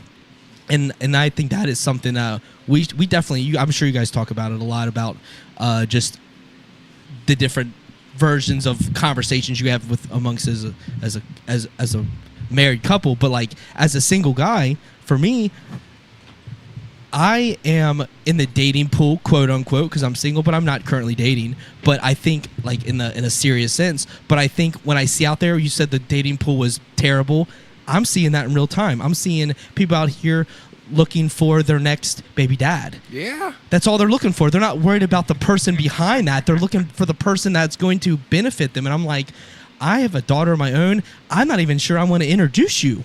I'm not worried about me being your father of your child. I'm not sure I want my daughter. I'm not sure I'm going to give privilege to you. So like that, I'm not worried about what I'm going to bring to you. Like, I'm not bringing my daughter around you. I can't even get to that point. And if you can, imagine if people were more fit or more comfortable with going to mental health and getting their scores, and if you could meet somebody, because I know for my exes, if I could have analyzed their ACE scores before I met them, I would have known. I would have said, hey, this is something that I don't align myself up with, and I don't want to deal with that crap. So, but how? Well, when she gets back, we can dive into that more. But to get in the score, like on a cost sense, like because obviously money's a big factor in this economy. So how we'll talk about more. But it's like I think on financial end, people might be a little concerned with insurance and different things when it comes to getting a score. Because when you give some kind of a score that's legitimized and gives you a little explanation to who you are and like where you're raised and everything we're talking about, that there's a cost there. So I think that might deter people. Why can't that be written into legislation? That's why. Okay. It's a bigger cause. It's a bigger thing. Once you start getting people involved in elementary school, start getting not got involved in what they're doing, but if you know like mental health on what's happening. Yeah, bro. If you can catch a 10-year-old that's you know getting bullied or depressed, and you can catch them at 10. And say, hey, what's going on? And Jay, what he said, adjust it, bro. What Andrew said that if you could tell somebody that you can pick yourself up and positive affirmations. What if you've been told you're a piece of shit your entire life by your dad? 100%, bro. Sure. And the majority, that's what I'm going to keep saying in this conversation, the majority of the people are out there in life are told that. Right. They're not like us. They not like us. They not like us. They not like us. Yep. And the more I get older, I realize Let's go. That Drake funeral was amazing. Guilty. Drake funerals. He's bro. not like us. That was Drake's memorial. Yeah, I mean, the more I get older, I feel like, and especially like that my kids are getting older, and I'm no longer a dad. Our Blended Journey podcast is going to put me out there in the community more to be a community person to where I can say, hey, let's look at these things, man. Let's look at these things. Let's feel comfortable talking about these things. Yeah, we didn't go through this, but let's soften up a little bit and don't be so hard on that dude that's been told he's a piece of shit his entire life. Let's listen and hear him out and show him something different by introducing mental health, because we start talking about mental health right now to people, they'll be like, "Oh, you soft, man. You soft. You weak. You soft. Yeah. You go to therapy, man." Right. But that goes back to where I was saying. You cried this year? Yeah. But that's what I'm saying. That's literally by paraphrasing, if you will. If you can, you should. So you can, Terrace. So you should. Others can't because that's not in their wheelhouse and that's not in their gift or ability or whatever you have you. But you can, you should. I look at it the same way. I can, I should. That's why we're sitting here. We're doing our thing. Like we're having a conversation like we do every Tuesday. Mm-hmm. You can, you should. I have no problem talking. Whether you like me, you don't like me, you're indifferent. It doesn't matter. You know nothing about me. You knew everything. It doesn't matter to me because we work really hard to build whatever we're building right in real time, and we can talk about our beliefs and our walks of life, and we've experienced so many different things, each of us. Right. And so I think you can, you should. If someone grows up in like I said earlier, a broken home, and where it's not necessarily something that people categorize as like the white picket fence and all that on that end of things. If you come from a broken home, but someone out there is saying, "Hey, it's different," and you hear them, and all you have to do is hear it one time to where it can open your eyes. Easier said than done, Andrew. It's easier said than done. It's easier. It's in your conviction. So at the end of the day, it comes into your conviction. Do you believe it? And if you see someone believes it, and you see them seeing successes, and you're like, because every single day we have people come into the store and ask us how we got here. Right. Every single day, and we are very we're very transparent. How many of all those people that come in here and talk to you every single day, out of all those hundreds of thousands of people that you probably interacted with, how many have taken 1 ounce of your advice, or are you just talking? Or are you how many? just speaking? Do you think How many do people I are doing think? what you're doing right now? I would say, from my perspective, the amount of people that come in and sit and have continual conversation with me, there's probably at least 30 to 40 people, I would say, weekly that know when I work, and they come in and hang out. That's what I'm talking about. I'm probably pushing 50 that come in every Saturday and Sunday, because I'm here all day Sundays. So Sunday's probably when most come. But they come in to hang out, and they sit in that chair, and we sit and we talk, and there's been a bunch of people every week. It's like continuous because they want to come through. They come and they buy me a beer. They come in this and whatever, and I've seen it real time, dude. I'm not here. Bro, you drinking on the job? Yeah. We've got a sponsor, River Green Cocktails. Shout out, let's go. But what I'm saying is, though, they come in, they talk, dude, all the time. I can name them. Brandon, Brendan, dude, I could name. Lily comes through. We've got all the people. Loretta, Harrison, all these people come through to hang out. Like Chris Brock comes through, and he's doing amazing things, and he comes and chooses to come and talk to us. There's people out there doing amazing things and come and talk to us all the time. And there's a reason there's a chair next to that register. Do you find that at Macy's? Yeah. Do you find that? I've been here. No, I've but sat in that chair right. before. That's You're my right. point. That's my point. And it's filled so often. So to answer your question, I would say if they choose to listen, that is on them. I can't control that, but I can, so I should. And it's not about what I get out. There's nothing to get out of anything, because I'm gonna go to my job and I'm gonna print my stuff and I'm gonna make new stuff, and whatever happens on that Tuesday. But if I can, you should. And I have severe depression, man. It's chronic. But it doesn't matter, because I know that if I do positive affirmations, I figured that is the best way to go. I'm not on antidepressant. I had a seizure because of Wellbutrin. It killed me, and they brought me back at Bunbury. And brought back his color, bro. He was dude, colorblind a lot of before shit, that. A lot of stuff How happened with crazy that. is that? It's a whole thing. But like the thing is, Oh, we shouldn't have said that in it's front all right. of It's us. fine. It's fine. We've talked about it a little bit. But like, He's there's like, a I don't lot. want anybody to know I would because just rather I not don't want talk. I don't want to be a test result. Yeah, no test result here. He had a seizure, and when he came back, color. Before that, like, go ahead and show. Both of you guys are like freaks. Bro, you know what, Not man? in a bad way. Not in a bad way. I'm like you guys are like mad scientists, and I love that you're now realizing how dope Andrew is, right? I mean, because I've always known, but I didn't know to this extent. I didn't know to this extent. And that's the thing, man. It's like we've got it. Everybody's in their journey on their own, right? And the way that we look at it is we're trying to fill seats at the table, right? And we got this nice long table. We got a king chair, queen chair, and all these other things, and there's food at the table. You got to pee? No, I'm not there. Okay. Yet. I'm getting close. I told you 6:30, bro. I saw the legs shaking, but he's just amped up on the convo. Yeah. But I try to go good. at 7. This is because I know it's 3. I know. I know my So body, so this is one of those things where, like, for us, like, we've always talked about, like, at Native, there's a table here, right? And there's chairs available, but you got to figure out what chair's yours. And you can sit there, like, Absolutely. I'm not going to be like, yo, bro, have a seat. You know what I mean? But you got to walk around the table and go, look, there's an open chair here.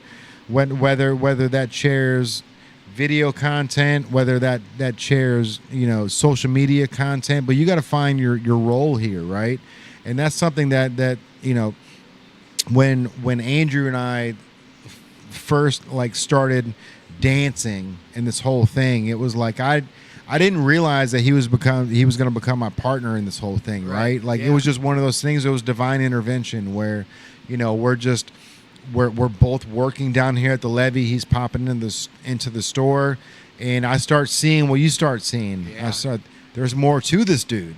You know what I mean? He's not just the 9 to 5, bro. He's the gold star. He's the red star that you get in elementary school. You know what I mean? Like, and so, but he's always had that vision, and it's never deterred. He's always been true to himself, and he always thinks outside the box and sees different things. And he'll tell you, like, bro, you're doing it wrong. Like the kids that come in and they're sitting there, because this place is built for misfits, bro. And Like- Jay, that's what Dayton. Whenever you were in Dayton, that's exactly what the Dayton storefront was for. I remember them kids would come in and get stickers. The guys Yeah. from Dayton, the little high They school still kids, they would come in. get They're the just stickers. adults older, with cars yeah, now. they come in. They talk about Jay all the time, dude. I tell you what, And they that- literally do. And It's I got crazy, man. goosebumps whenever you were just talking about Andrew and all the kids and all the people that come in to see you, because that's exactly the vision that Jay had from the beginning, and then to see that continue to go on with you,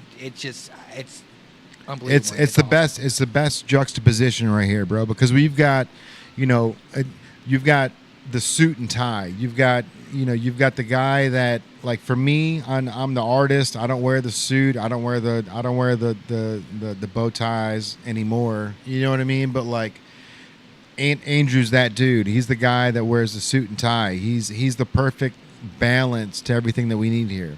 And like I said, when we built the store, bro, like, misfits come in, like they're attracted to this place like moths to a flame, Right. And That's they'll what I come said. right in and they'll sit at that chair and they'll just start telling us their problems. You know what I mean? And it's just like we built this store not to say come buy clothes, buy. Like this store is built for those lost kids, those kids that wanted to go to Cosmic. You know what I Yeah, mean? yeah. The That's where I store in learned the to live all Florence Mall. this. Cosmic in the Florence Mall. It was just Yeah. hangout culture. They just Daniel Rickard, Jody Collins, like Jeff Spiegel, all these people just let you hang out there. And I was like, I was Without buying stuff. Without You know what I buying mean? stuff. Because They didn't even care. we always want to be those kids that, when I finally get a job, that's the shirt I'm buying. You know what I mean? But Right, like yeah. used to always go into the card shop. You used to always go into the clothing store and try to hang out as long as you can, knowing that you don't have $1 to your name. But one day I'm gonna buy that T-shirt. Yeah. You know what I mean? So like the way that we built this store is like, it's just come in and hang out, and to our fault that turned into It is what it is. basically Yeah. being an unauthorized. Yeah. But I'm not giving advice. I'm not trying to psychiatrist. get advice when they sit down at the chair and talk. I hear them out. I give my perspective. I was like, my perspective, this is what I would do. But you do you figure it out. I don't give advice because that's not my role. I'm just printing most of the time, and they'll sit there and they'll just like, man, struggling with this. What would you do, man? Like, what would you do? Like, you have this, like, and they see the store. But to me, the store is just an accumulation of things we've just collected and we've just worked hard to put on the walls. It's 4 walls still. It's just a store. So the human aspect of it, I'm just like, all right, well, if I was in that position, well, where are you happiest? And I would just ask them where that stems from. Yeah. And then I go from there and just try to find happiness wherever that, and just go there and then just continue. And every time you step in any situation, if you can find happiness, if you get in the car, listen to something you enjoy. If you can't drive and you can do, there's different ways, there's levels to it, of course, because people are at different starting points. Right. Like, if someone walks everywhere versus drives everywhere, the person that walking everywhere is not worried about an oil change. We've talked about that with Tyrell.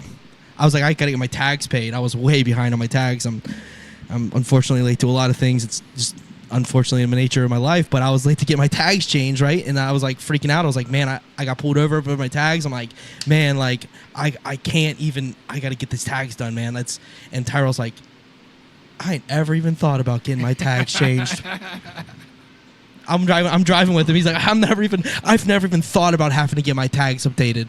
And I was like, and because he doesn't drive, He likes living in Kentucky until he gets a car. Exactly, we've learned. He's learned, and I saw a moment of maybe call it education, maybe call it opportunity to be an older brother from a guy from another mother, like whatever the case may be. Like, I was just like, well, tags, I don't think about them. My birthday's in July, but my tags are for December because I have a special license plate. So you don't pay them on your birthday. You pay them later than that. And so I was like, I didn't even think about it. It was February. I was like, I need to do that. And he was like, that is a responsibility I can't even fathom, dude. Wow. But the thing is I saw a moment. I was like, well, it's coming, bro. So I think that moment of his realization was kind of a little kicker because he's talked about it a couple times since. But it was so small. I was like, man, I don't want to get pulled over because I just got pulled over the day before. I was like, I need to get there because it was Sunday. No, you can't pay the tags on Sunday. So I was like, because we were driving to we hang out at the spot in Covington called The Well, and our friend's a bartender there, Yeah. and we go say hi to them and whatever. And we were driving over, and I was like, man, I got pulled over yesterday. I was just venting for the second to get through the drive, whatever. I'm like, man, the tags, and I was just like saying something so mundane, because paying your tags, you go on the DMV, she takes your insurance, she takes your registration, and it's done. But I said it mundane because I was like, I need to get this done tomorrow. Monday's coming, and I didn't even register that he hadn't done that. You know, it was something small, and it's money, but money comes and goes. Pay your tags. He hadn't done that, so it was like a realization for me too, and a learning moment for me as well. Like, oh, well, you pay it once a year. It's not that much money. It's really not the end of the world. But If you live in Kentucky, it's a hell of a lot of money. It's 10% of what your car's worth, bro. But It's It is a lot of money, It's one of the but- only states in Kentucky that does that shit. Too. but it's only $200, It's only one of the states in the United States that does that. so no one else pays taxes like that? I don't No, know. they pay like in Chicago, bro. Like it's like $20 or $30. Yeah, Ohio. tax Oh, it's for not your like car. it's not like Ohio's the 178. same. It's bro. It's Okay. like Kentucky, then, yeah. They are But I don't charging think you about that, 10% of what your car's worth. Yeah. So They're if- charging a hybrid tax now in Kentucky. a hybrid Really? hybrid tax. 125 or something. If you got a Yeah. hybrid, and they're also charging you if you go down to the DMV. I mean, just be prepared to. Every car you've ever had, they're gonna pull it up, and they're gonna say they're gonna. do you have ask you this? questions Is about- this yeah. still yours? Yep, It's still that's it. sitting It's in. a cash grab. Yeah. But what you guys were saying about like what you having people coming here, that's amazing. I mean, that's amazing, and from people who are going to watch this programming, I hope and pray and manifest that they get behind you guys, because that's much needed. I don't see it. That's why I was like, that's why my approach to what you guys were doing, I didn't mean to minimize that. No, I was just educating. I was just letting you know that, like, Yeah. So what's happening here, you don't see in the four walls on a Sunday when I'm here for 8 but hours. it should be. It should be. Maybe- It should be. It should. That should be. I guess. I mean, like from your perspective, you see, it should be, because they're It highlighting is so on much a stuff. ground level though, because the kids that are coming here know that they can come here to It's a you know, safe space, man. Yeah. What like, about the Boys and Girls Club? It's supposed to be a safe space. Right. That is not a safe space, but there's so much corporate funding in there, and they've got millions of dollars to operate with, Right. with less results than what you guys are getting just out of the kindness of your heart. Bro, we There's a get- shift. That needs a shift right there. there's a big difference, I man. see. I wasn't thinking about Yeah. that perspective. That's a but shift. I don't think about the money. I think about. I always think about if you can, Educating. You should. If you can, you should. I don't. Yeah. I just goes Yeah. back to that. I mean, because like I'm not. When they leave and they stay, they'll stay for maybe an hour of time. Multiple people will stay. They don't even know each other. It's kind of interesting. It's gotten to the point where security runs in here and goes. They do. At 6 o'clock, they're like, "You got any kids in here? You got to get them out. Let's go." But I kick no one out of my store. So that's they're not allowed to come in here. We've had the conversation, but no one's kicked out of the store. This is a safe space. They're allowed to be here. I have no problem you don't have to spend $1. You can actually have a sticker, actually, so you can gain something. But the thing is that for me, when they're here and they're hanging out, like, I enjoy their company. I'm not made or break by the company. It just is what it is. But I know if we're gonna have a conversation, like, I want to bring value to someone's life because I wanted someone to bring value to my life.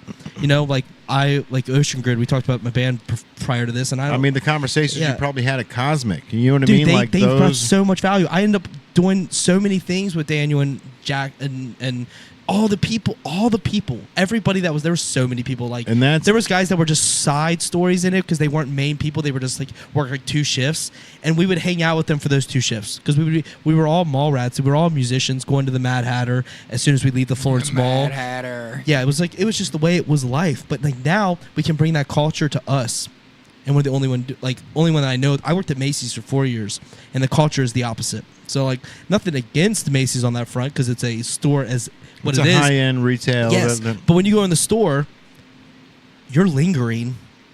Got to go. You're lingering. How long are you going to stand by that register? A minute after your purchase to make sure your receipt's right? People stand by this register for like an hour. And they're not even purchasing something. You know what I mean? So like, to me, that's where I think if I can bring value, they bring value to me. We all are benefiting in a certain degree because I learned something from them, and I'm I'm not above any. I'm I mean, here bro, to hear. bro, I'm just- you are now in the position of the people that you looked up to. Yeah, 15 years ago. Really, You know it what I is, mean? yeah. I guess so that's like, a great way to put so it. Yeah. so that's, you may not realize it, but you are in that position now where you feel obligated. I don't feel obligated. I just feel it's not. I don't feel obligated at all. No, I don't feel I know, Yeah, but I could be short with them. but mentally, well, I mean, In theory, you could be, but it wouldn't work out, right? Because that's not the person you are. That's not how you were raised. That's not how Cosmic raised you. Yeah. You know what I mean? Like it's been embedded into you without you even knowing it. So as you're here, you're now being that big brother to what Cosmic was back in the day. Yeah, and it's really shout out to Daniel Rickard. I don't know if he's listening these days or not, but he's a G human. But he just was like, when I was like trying to make it in the music thing, and I was like, I'm trying to go where all the music guys are, and Florence Mall had a ton of them. Everyone was at the Florence Mall in Florence, Kentucky, for whatever reason, and the musicians were everywhere. Everyone had long hair, black clothes. It was all over the food court. You walked in, it was just like everyone you'd want to hang out with was here if you were in the music industry. They were just there. Why? I didn't understand why. Bands were. The Devil Wears Prada, which was a pretty big band out of Dayton, Kentucky. Some of those members hung out there. It was just massive amount of people that were into the same things we were. And I used to do parkour and free running, so I would like run up Abercrombie and Fitch's white pole, and the manager would get mad, and it was a whole thing, and I get kicked out, and all these things. But it didn't matter because we had a community, and it was built naturally.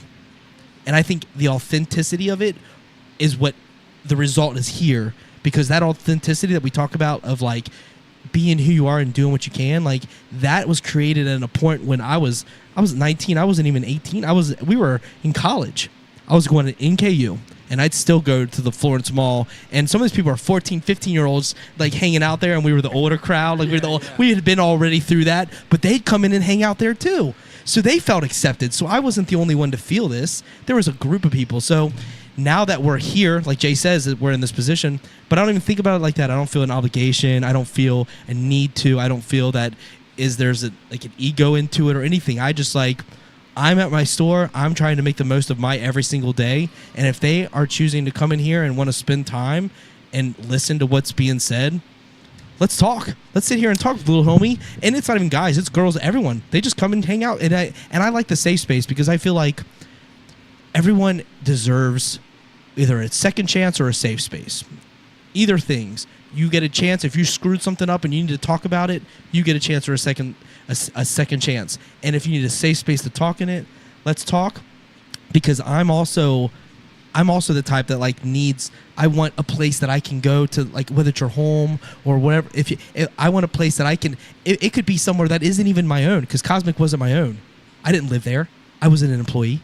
I worked a little bit, but I think that it was just a place that I was like, hey, there's community. There's people here. People find it in church. They find it in whatever. But community is what people are drawn to. But it's finding people like yourself. The misfit, the misprint. We were kind of joking tonight on misprints on church, but the misfits, they kind of come together. And music scene, I think, is a big part of that too. Music, art, the artist industry. You know you're an artist, man. And I think that's where a lot of the empath angles, because you're artists, you understand other artists, and you know artists feel heavy. Yeah.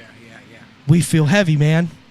You know what I mean? And we haven't talked a lot about your artistry as tonight. We've talked so much about so many things, but you're a G artist, man. And I think a lot of the conversation comes from that stem, from wanting to create and understanding that it's hard to create because no one cares until you make them care. Yeah. You don't have to make them care, but I say that all the time. Yeah. Dude. Nobody cares. Nobody's going to care about about the stuff that we're doing until they care, until everybody cares. Exactly. And then by then we'll have so much content that it's not even going to really. I want to segue to our last sponsor first. Absolutely. Let's roll for it. Succulent Senorita's Greenhouse in Covington, Kentucky. They're giving $25. If you spend $25, they're going to give you a $25 gift card, and they also have like all kinds of crafts. But if you spend $25, you get a $25 gift card on your next purchase. Yes. 25%.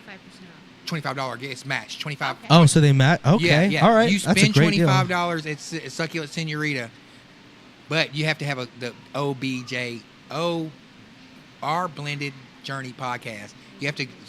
They're not just going to give it to them. So that's our last sponsor, Succulent Senoritas. It's very cool. And what we I like the vase alone, bro. I love the fact that how big the vase is for the succulent itself, because succulents are pretty small typically, right? So that's a bigger succulent. But this is she said this succulent's probably about 2 or 3 years old. Yeah. And it doesn't take much water, not much heat. Or No, it's like perfect for bathroom windows, Yeah, man. man. Or kitchen counters or anything like that. I think it was the first plant we bought for our house. Yeah. Oh there. yeah, Hey, and it's okay. still here. Let's go. So it's a. So Yeah, I yes. haven't killed it yet.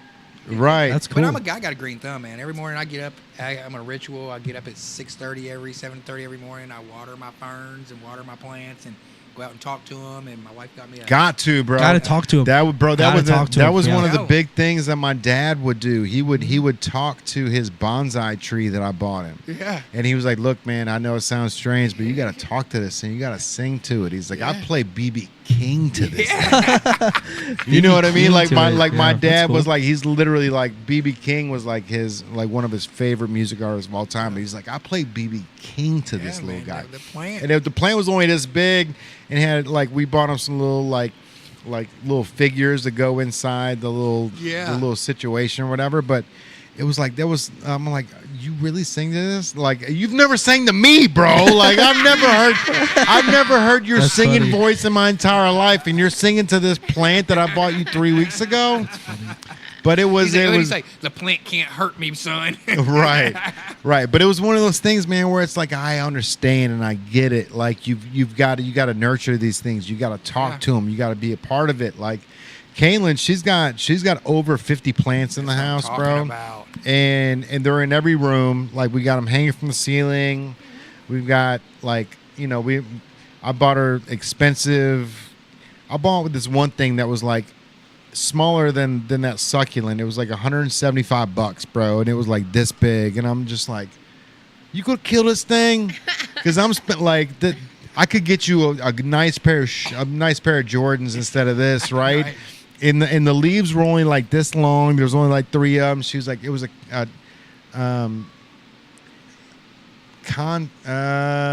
had something to do with like the stars or something. Like Constellation? it was a constellation plant. I don't know. It was expensive, but this motherfucker looks gorgeous now, bro. I bought it like 3 years ago, maybe.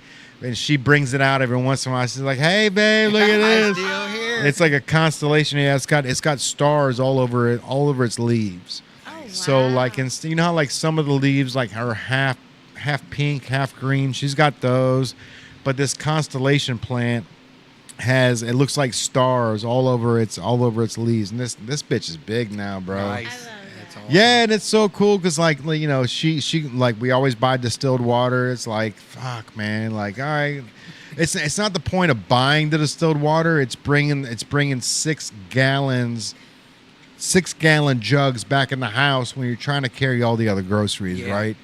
So- But it's just one of those things. Like, you got to keep them alive. You got to keep the house happy, bro. Exactly. You know what I mean? Plant life's important. Plant life, yeah. If anybody's not doing anything on Friday, like we were talking about before we wrap up, this Friday we'll be in Dayton.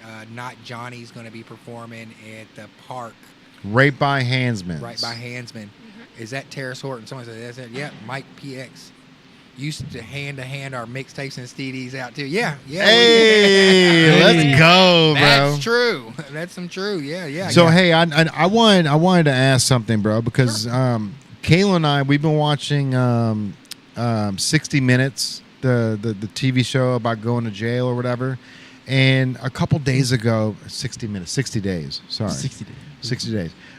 So the other day there was there were two guys. So the old guy was the fake jailer. Like, you know how that show goes, right? So there's people that go to the jail to see what's wrong, and then there's people that are in the jail, right?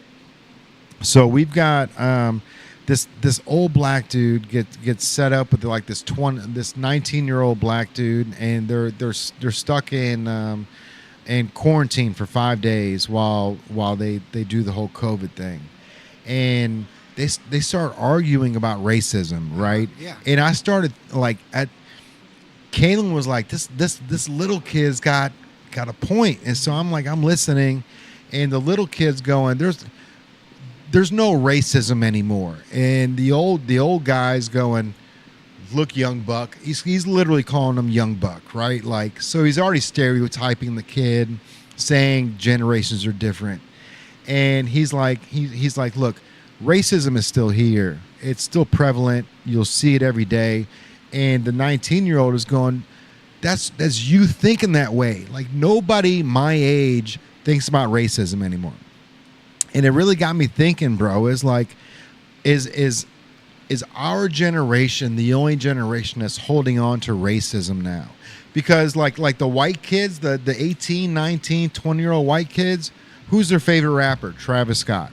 Who you know what I mean? Like yeah. There's no barrier like there was 20 years ago, 30 years ago when we were around, right? And now it's just like, who do you love? Who do you like? Like, you know what I mean? And it really got me thinking. It's like, bro, is it us? Is it the old heads that are keeping racism alive? Because old white guys still have racism to this day, right? That, oh, I don't want to be on this side of the street. Oh, I got to get home for it. You know what I mean? Yeah. But then the old black head, old heads that are black are going, you got to watch out for those 40 or 50-year-old white dudes, because they'll stereotype you. They'll shoot you in the dark. But then you think about everybody that's came into this store in the past 2 years. Yeah. And it's like 3 years. It's not there, bro. Like none of it. If anything, like black culture's become a phenomenon to the point where white people have latched onto it. You know what I mean? Like it's. I'm at this point right now where it's like I'm thinking that our generation. I used to think our generation was the shit. We were the smartest. Next generation doesn't know what's happening. Generation, Gen Z. Yeah. They don't know. They've got that ComCore math or whatever that shit is. Like, everything's all fucked up. But I'm just thinking to myself, like, are we the problem? Like, are we so set in our ways that as 40, 50-year-olds that we don't want to listen to what the 19-year-old kid has to say anymore? Because we assume that we've been through it, young buck. You know what I mean? Like, you're going to... And I'm not saying that racism's gone, because at 18, 19, you're definitely gonna go through dumb shit as you're growing older. But is all the dumb shit that 19-year-olds going through is because of the 50-year-olds and the 45-year-olds and the 60-year-olds? We talk about this. That's interesting. That's an interesting point, man. But we talk about this being a blended family. We talk about this all the time, and we address these subjects. I feel that it's not our generation, but it's the generation, our parents, who grew up in segregated in the water fountains. Follow me with this. They're going to different water fountains. You got white men drinking from white water fountains and colored water fountains. So inherently, they think that they're better when they're not. These guys are not, but they're trained that way. Sit in the back of the bus, in the front of the bus. You had racism that was perpetuated by not just the Ku Klux Klan, but by the Nation of Islam, that wanted to keep segregation and racism alive because there's big money in it. Follow the money. Now you get Vietnam War veterans like my parents, like my dad, who raised us intentionally in a neighborhood to where we were all black, white, Mexican, Korean, Puerto Rican, everybody, and everybody gets it. Mm-hmm. No racism. Everybody gets it. So our generation is starting to come out of it, but just like what you guys are doing, it's going to come full circle. What you guys are doing, you got all these people coming in here, 20, 30 kids coming in here learning from you guys, and these 70, 80-year-old kids, 70 or 80-year-old men with the money that have the funding that could fund you guys to change the trajectory of these little kids, don't want to see it happen. Because then those older white men are going to lose control of the control that they have. Look what choices they're giving us in the political process. Right. They're losing control because, like you said, the next generation is not on race unless they start funneling stuff like Black Lives Matter and those kind of race baiting groups that come along. We talk about this all the time, and I'm so blessed to have someone who listens to me, because and That's awesome. and does not. Hey, and shout out to Tammy for sure, because his viewpoints are so terrorist. You know what I mean? It's not coming from the news. It's not coming from this person. It's coming from Terrace's heart, right? Yeah. And it always is. And that's a tough pill to swallow at some points. But it's like, I love you as a human being. So anything that you throw my way, like, it's not a bullet. I'm gonna swallow it, and I'm gonna give you back the proper. You're to answer your question about the racism. The racism is, I think it's never ever going to go away. I think that it's going to be there, but our generation in 2030, that's 10 years from now. That's less than 10 years from now. White males are going to be the minority. Mm-hmm. Hispanic males are going to be the majority, Mm-hmm. and in the birth rate, the white boys you guys are just not birth rating and not having enough children to keep up with the birthing of America, how the browning of America is going to go. So, the Fucking Idiocracy, the movie filmed 25 years ago, bro, is exactly what you're talking about. Everyone, like everybody that is trying to build their life and do things, they're not reproducing.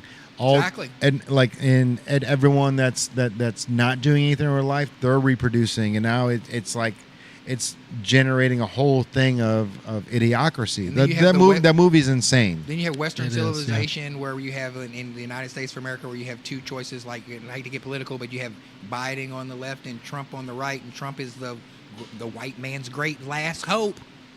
Make America great again, but it's all good. I mean, because black culture is starting to accept that, and they're not falling for the okie doke about him being racist.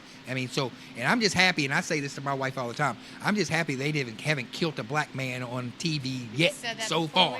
Right. Because usually during the election time, you got a black man being killed on TV and put in front of everybody to race bait us, to get us all our vitriol's going. And I get caught up in it too, because I don't like to see it. When I seen that dude George Floyd call for his mama, it hurt me, boy. Yeah. You know what I'm saying? And they dangle it in our face like Rodney King in the 90s. Come on, y'all. And when we wake up to it, and then this is real, man. When I'm like you, I touch a lot of kids, but I have to do it on such a sly level, because if they find out what I'm doing, it's just, then they'll have a whole bunch of little Christians and Camerons and Charlie and all these kids running around here that are going to just beat the system.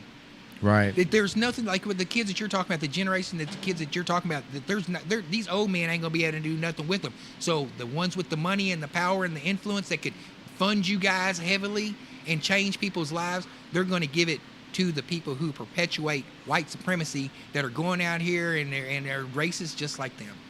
There it goes. Status quo. Status quo. So once we get past that, and we start in 2030 and the browning of America, and then like we start seeing, like when Trump, because who knows what's going to happen when that train starts to stop, and then people are like, man, being racist, because I noticed something about some racists. Most racists are broke. They broke, man. I'm like, cool. You can never be see him racist living in a against me. mansion. You can be racist against me all you want to, bro, because you don't hurt me. You can't hurt me. Sure. So that's an interesting point. So racism is something that I learned I was at the end of high school when I first learned what it was, because I went to Ryle and I didn't know about it because there wasn't a lot of black students, not a lot. And I used to take a guy home.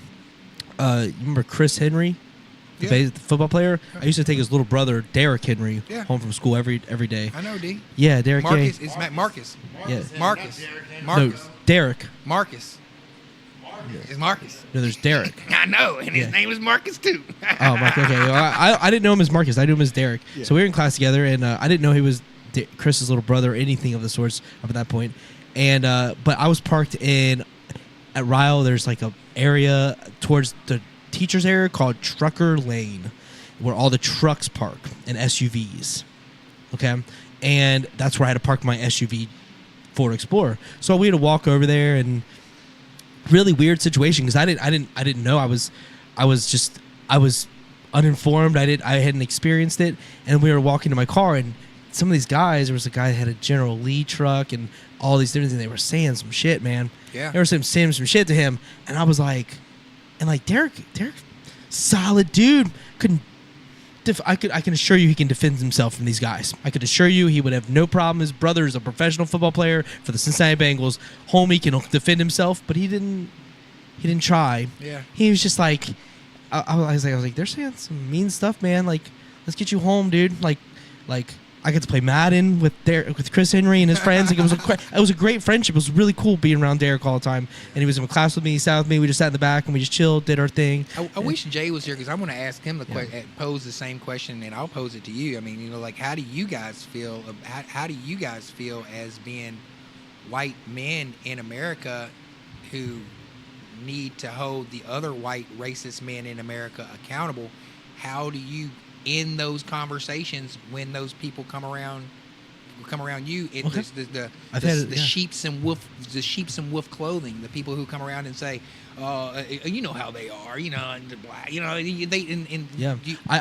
my immediate response is always, how are they what? I have them repeat it every single time. So anytime someone says something, whether it's insulting to me or whether it's insulting to someone else and says something that might be out of pocket, I have them repeat it. I was like, hey, can you clarify what you mean by that? And then when they get into it and I see them either backtrack or if I see them double down, I'm like, oh, man, I don't know. I think we're all have different journeys. I don't really know if this is my skin. I could come out the next time a different complexion. I don't know. This is my current skin in this life, so I don't know what's next. Yeah. But I don't know what I can't say. It's just pretty much and I literally just I level it that way, and I'm like, well, what do you mean a different skin? Like, I'm a Christian. I don't know heaven, hell, blah, blah. I'm like, well, I don't know what happens next. Yeah. I just know that I could come in a different skin. I could be an African American man born, and that could be what's next. Or I could come out as a dog or a tree or whatever. I don't know what happens. Energy is going to come and it's going to go. But I know that my walk, I just happen to come this way. And I will say that straight up to a human when I hear them being a little out of pocket, in my personal opinion. But it's my opinion, and I can defend all I want. But it's hard to change their mind in that moment. But I can highlight it. And then the conversation, usually they'll deflect and they'll move on because they recognize that something was said and I didn't jump in and I didn't pick it. Like, I didn't pitchfork with them. I didn't jump in. Yeah, so I'm not in the pool with them where I'm standing there and they're like, come in, water's fine. I'm like, I don't know, man. I don't know about that. Like, a lot of my friends are like nothing to black, Hispanic, or whatever. I've got friends that barely speak any English that come in here and we talk about people, whatever. And I'm not fluent in Spanish, but I've definitely worked in enough kitchens to know that I can conversate with them and we can get through the entire conversation. So I'll have homies come. Alberto comes, he brings his kids. He used to work at the bowling alley with me. And Alberto? Alberto. Yeah, Alberto, his friends, they have a food truck with tacos and they do great job. Humberto. Yeah, he's awesome. Humberto, he's like he used to clean my house, man. Dude, he's amazing. His family, his whole family. Yeah, his whole family's amazing. Yeah. Roberto, all of them. They're small world. They're high class humans. Yeah, very high class. And so for me, it's like when I have these conversations with people, I'm just like, I'm not worried about the walk. I'm worried about where you're at in this moment. What's the present moment like for them? So like when people come at me with the race angle and they're like try to like buddy me in because it happens a lot because like that's part of the nature of me being who I am. Like sometimes people think they can get me on their side real quick, and like I'm just like, oh well, I'm not really on any side. Jay, there's no side for me. While you were gone, so. I posed a question. I said from your guys' perspective, you asked me a question. I know we got to wrap it up, but from your guys' perspective, how do you guys handle it when white people try to rope you into the racism part with you? Because I mean, and I made a mistake. I said some races. I don't know any races. Most racists are broke. I got some friends of mine who we both know who I feel like got hints of racism to them. You know, and how do you guys navigate that whenever someone's being racist or being that way, and you know they're doing it, and when do you say it's enough? When's enough? I'll let you have this. I'm trying to think, man. Like I don't know if I've ever if I've ever come in contact with somebody that has like been blatantly racist in at least in front of me. You know what I mean? Like Have you ever heard someone say like they're kind? No. I do that No. all the time. People always say that they're kind. They're you know those kind, and I'm like, what's their kind mean? I always ask that because it's the easiest thing to say. Because it puts the ball back in their court. I've never heard that, but then again, You haven't? I hear it a lot. I've heard it quite over the years. I've heard it a lot. Not so much in the store because the store doesn't really bring that as much. This brings a lot of the hip hop community, so it doesn't really bring that. But when I did work at Macy's, it did because the nature of that company and nature of the store type and the clientele, it really brings a lot of that. And I worked at Fayette Mall in Lexington, and then I transferred as an assistant manager to Macy's Fountain Square. And Fountain Square brought a lot more because Lexington's much different than downtown Cincy, but a lot of that in Cincy, and they push a lot of it out, and I could see that in real time. And you know, the homeless come in, and you know everything that comes along with that. But like I seen that in real time, and it was the same thing there when people come in. It's never been any different for me because once I discovered what it was, because I didn't realize until Derek was experiencing that in real time with me, I was like, these people are saying that. I was bullied. I was extremely bullied. I was bullied all the time. Small stature male, that's a normal statistic that you're gonna get pushed over, whatever. You stand your ground. But I saw the same thing from someone else from the same tone, different words. So like the same exact tone, identical. To the kid, slam my head against the window in the bus when I was like in like the 6th grade. But like slam my head against the bus, the same tone that he gave me, same, was given to Derek, and Derek's like, I would just never cross paths with Derek if you're what color race, because that dude has an athletic family, so he's built that way, and he's just a softy. I'm pretty sure he's married now, living his life. But his brother, you're talking about Marcus Henry? Marcus, that's what he's talking about. Derek. He's talking about Marcus. He's only got one. But Derek Henry's an NFL player. Marcus Henry is Chris Henry's little brother. I'll show you Derek's friend on Facebook. Yeah, show us. Yeah, Derek. I'll show you. Long hair. Show us. Long dread hair. No. Show us. No. Show us Derek. Derek. I'll show you Derek. It's not Marcus. I want to say something on it's camera Derek real too. Like as far as racism goes, I'm racist. Ass fuck. You can ask my wife. I'm bad. So can't nobody say nothing to me that I ain't said about you or somebody who looks like someone who would fit a stereotype. Me and my friends, Mike, he passed away, but we are the most insensitive people when it comes to each other. Mm-hmm. Me and my friends, we dog each other out of all races, Korean, black. We all grew up in the same neighborhood, same socio-economical. All of our parents were upper middle class, retired military veterans. Nobody was better than anybody else. In fact, I was raised better than, because I was raised in a 2-family household with my biological mother and my biological father. I was raised 70%, 30%. I was raised with 70% in a better position, statistically. So racism don't bother me none. I mean, I give it to anybody. And me and a lot of my friends that I've met over the course of the years, they want to tell some jokes. We got some jokes all day long. I mean, I've definitely seen racism. It's not like I'm ignorant to it. Like I've growing up in Chicago, getting pulled over with Damon and Daryl and Angel and I'm just the white kid in the back, and it's just a normal traffic stop. It's not like Chicago. They do these things all the time where they what do they call them, like DUI stops or whatever. Oh yeah. But like it was like I was a part of that, and like Damon was sitting in the passenger seat, and right away, like, he's a bigger dude. We called him Debo. Is that him? No. His hair is long, bro. That's Marcus, though. There was another brother. That's Marcus. Derek was He's 8 years younger than me, so maybe Marcus had a younger brother. Yeah. Well, we played Madden with Chris. But he liked the Packers. But it was it was one of those things where I was invited into their world, and I was just taking. I mean, that's literally all it was. I was just driving him home. It was by Triple Crown, but the neighborhood next to it. But like, I would just drive him home. New Orleans. That's where Chris lived. Was New Orleans.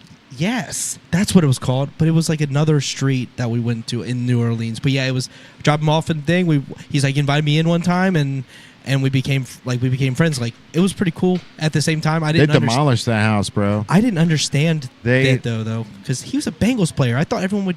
When I was like at that time, my thinking was like, why are they being mean to him? You know, I was like, his brother's Jansen so bought cool. that house. You know that? Jason. Jansen bought that house. Oh, for real? Jansen bought Chris Henry's house in New Orleans. We're on live. We're live right now. Yeah. They demolished the whole thing, bro. Like when Chris passed, they went and broke every single bathroom tile. They just went around and demolished the whole house for no reason. That's wild. Yeah, but that was one of those things where Chris had his whole family from New Orleans living here, right? Like he had. It wasn't just his immediate family. He had uncles and aunts, and like he had the whole crew living in the house. He had everyone here. Yeah, there was quite a lot. I mean, but that's the thing is, like, I don't know even the dynamics of their family. I just know at the time, like, he was just a classmate. He was just sitting next to me, really, like, because we didn't have a lot of black guys in the school. Really, there wasn't at Ryle. It wasn't that like. No, there wasn't. So I think I don't think there was any black people when I graduated in '99. Yeah. There was a kid from Boone County that was a really good football player. Sean Alexander? No, that was he was Boone County, a little bit older. Yeah. No, the guy, he wasn't even that good of a player, I don't think, to be honest with you. Like, he didn't go to college or anything with it, but yeah, that's crazy to think, man, but like that Union, Kentucky just didn't have like that.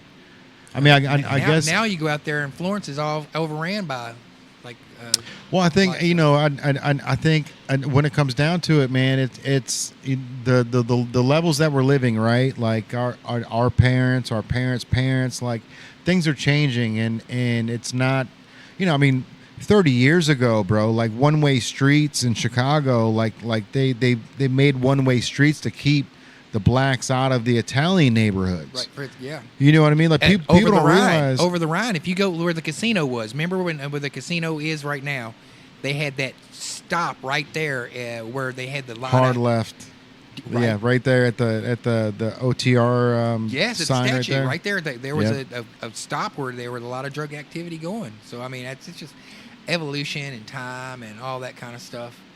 So back to what I said 40 minutes ago, man. Do you think it's our generation, our parents' generation, and do you think in the next 20 years that racism will just be eliminated? It'll be. I believe. I mean, it'll always be there because hope so, right? There's money in race baiting. There's lots. It's a big business.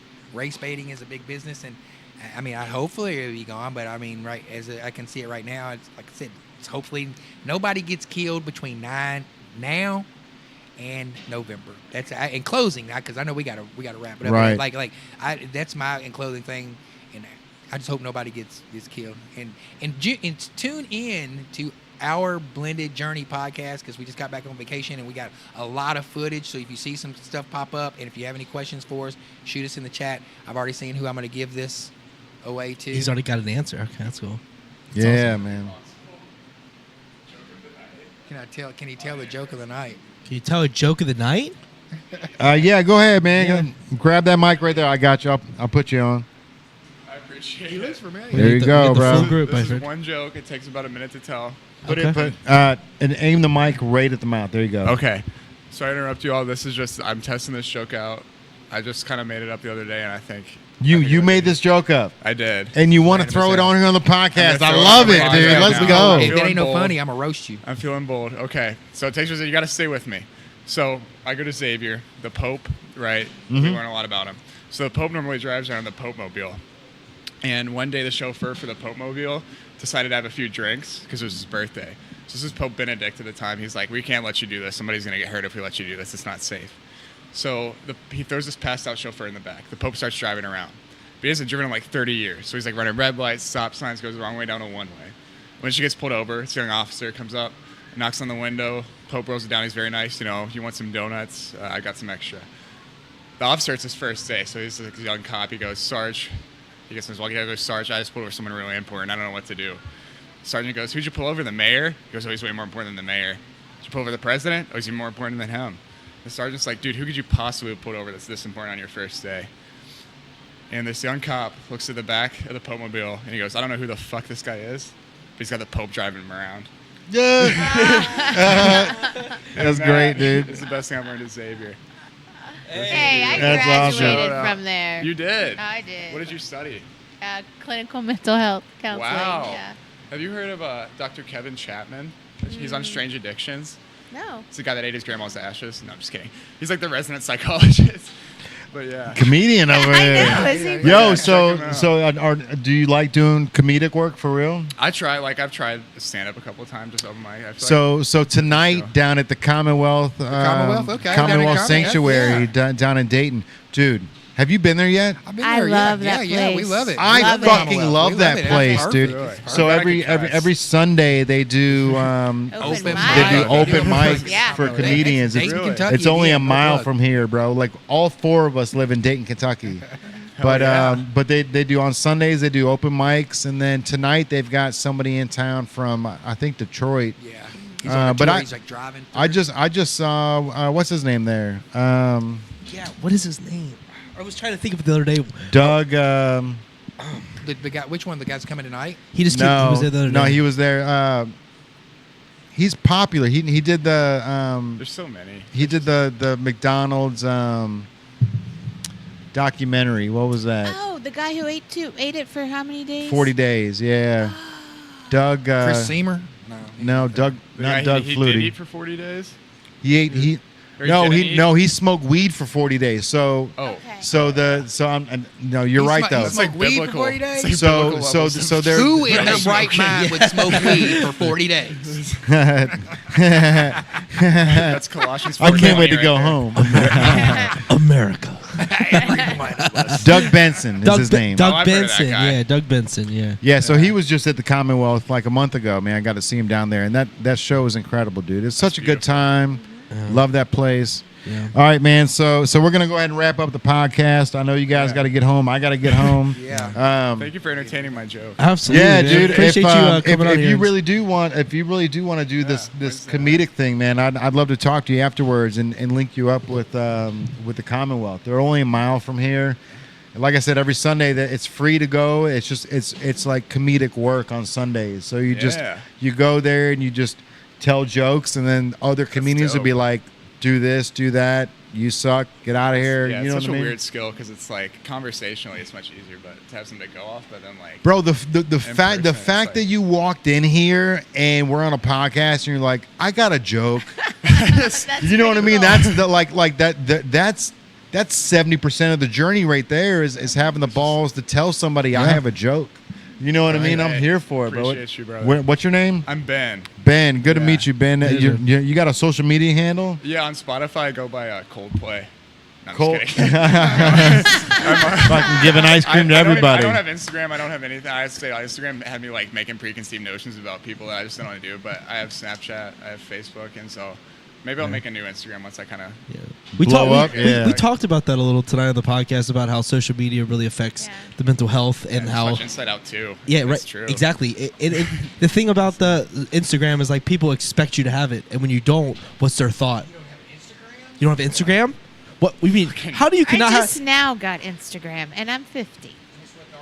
You look You're great not for 50, 50. baby. Thank you. That's not- Thank I You don't do look great believe for it. 50. Thank you. And I think. And Terrace, you look really good for 64, buddy. I got him young.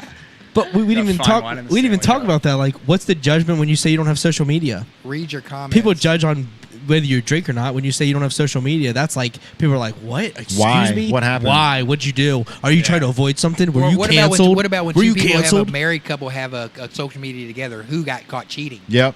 Yeah, That's that's always. just where our minds go. Yeah. Yeah. It's amazing how it works like that, though.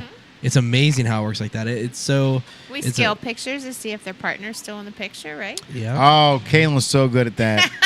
so good at that. Like I'll be like, "What's going on here?" She's like, "Give me 5 minutes. I'll Face figure it out." talking. Yeah, she's good like that.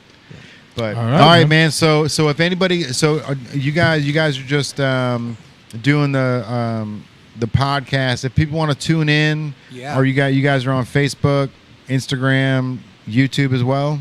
Facebook, Instagram, YouTube, TikTok. We're on all social medias. Our Blended Journey podcast, and then we're going to be going live on Wednesdays at 7 or 8 o'clock at night. We're just going to be going live on Wednesdays for July, August, and September, and then we'll see where it goes from there, and then we'll probably be done. Kaylin said, "Read the chat." Benson. She said something about Benson. Oh, Jesus Christ! All right, yeah, she was right away. She was in on that. There was erectile Babe, I love you. dysfunction Thank you for came up, watching the too. podcast. It makes me thank feel you, so Kaylin. special. Thank you for Kaylin for hanging in there with Bro, us. she's Really so cool, man. Kaylin's at the house right now. She's a Sims player. She's been playing Sims since the game came out. She's got all these mods on it now, and now she's got it where like the Sims characters can buy weed. Oh, nice. And like you've got to buy it from either somebody on the street or you got to grow it yourself. So whoever did this mod on it was like, there's only two ways to get it. You either got to grow it yourself or you got to find the drug dealer on the street. Mike PX, one thing I want to say about Jay Banks and T. Horton, you both are persistent and have been grinding for a long time. Hand to hand, baby. And one day it'll pay off, bro. Hey, It takes years of blood, sweat, and tears to become an overnight success. and when people talk to me about podcasting, like, oh yeah, I'm going to do a podcast. I'm like, come on, baby. Yeah. Yeah. Like what you said, 3. Let's see if you can do 3. 3. We're at like 222. This is episode 222? 222, bro. Let's and then go. we have a sports one that's at 118. We're about to do 119. So 119 sports ones on top of 122. Like consistency, right? You have to be committed to the craft at the end of the day because the craft isn't going to build itself. So like, I just remember every single day that I wanted to make music. And that's every day I want to make music. And that was my journey's different now. Every day I want to just talk about whatever the life's like because we all live different walks. And here's my take. Let's hear your take. And then we combine our takes and we'll see where we're at. It's like blended. I love that. I love the title. Your title's amazing. It's perfect, dude. I think your Blended title's what sold me the most. I'll be real because when you when I first heard it, I was like, all right, Terrace is doing his podcast. Like he's a talkative, outspoken, well versed guy. What else is he got under his there's so many dynamics you have. So like where are you taking it? And then when you said blended, I was like, oh, he's trying to like combine his worlds. And then, but I didn't realize I didn't know that information. I was like, blended. He just combined his worlds and like, just wait. Once the world gets a wind of this, it's over. Yeah. Yeah. Teamwork. Look, there it is again. So what would you say? Told you, bro. How would Every time you give her comments, she makes a sound that she doesn't even realize. Yeah, I do want to ask a question. What do you hope to achieve or get from doing a podcast? Like, what benefit on your own? Like, just your day to day. What do you get from it?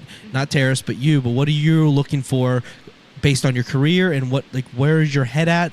Why are you doing it, and what are you going to get from it? I think it's an outlet. The truth too. For me, I think the truth too. Yeah, it's like because the truth could be just trying to make my husband happy. Well, you know what I mean? It could be. I'm not. I don't. Yeah. I'm not looking for an answer. I'm looking for what you feel because, I mean, there's no benefit either way. Just like, what are you looking for? Are you looking for the opportunity to show your gifts and your talents to the world, or are you looking to educate people? Hey, thanks for the jokes, man. You're hilarious, man. Good luck. Yeah, man. Every we'll Tuesday, make sure we follow you, bro. Every Tuesday, come talk with us, man. But where do you stand? Why? Because you are in a professional situation where you have influence. I'm sure on people that really are going to listen to what you have to say, and you have a professional career, and you have a dog in the fight, if you will. So what are you getting from it? What's the benefit other than education someone and getting like just internally on fulfillment? Where's it at? I think for me, it's going to be an outlet. Okay. This is a new journey. It gives me space to be me. So you aren't often given a space No, to be you? I mean, do you being mean? professional, we're seeing 9 clients a day, Okay. one-sided a lot of times. It's not about my Yeah. journey, it's about theirs. It's one way. It's one way. It's Yeah. one way, The and so confessional, if you will. Yeah. It's my way, for the first time in my life, sharing my journey. It's an outlet, something different. Different. Mhm. Okay, so when we're saying different, so Something different from me. different for you. Okay. me. Okay. But it's different for others because your perspective is one in your own. We all walk.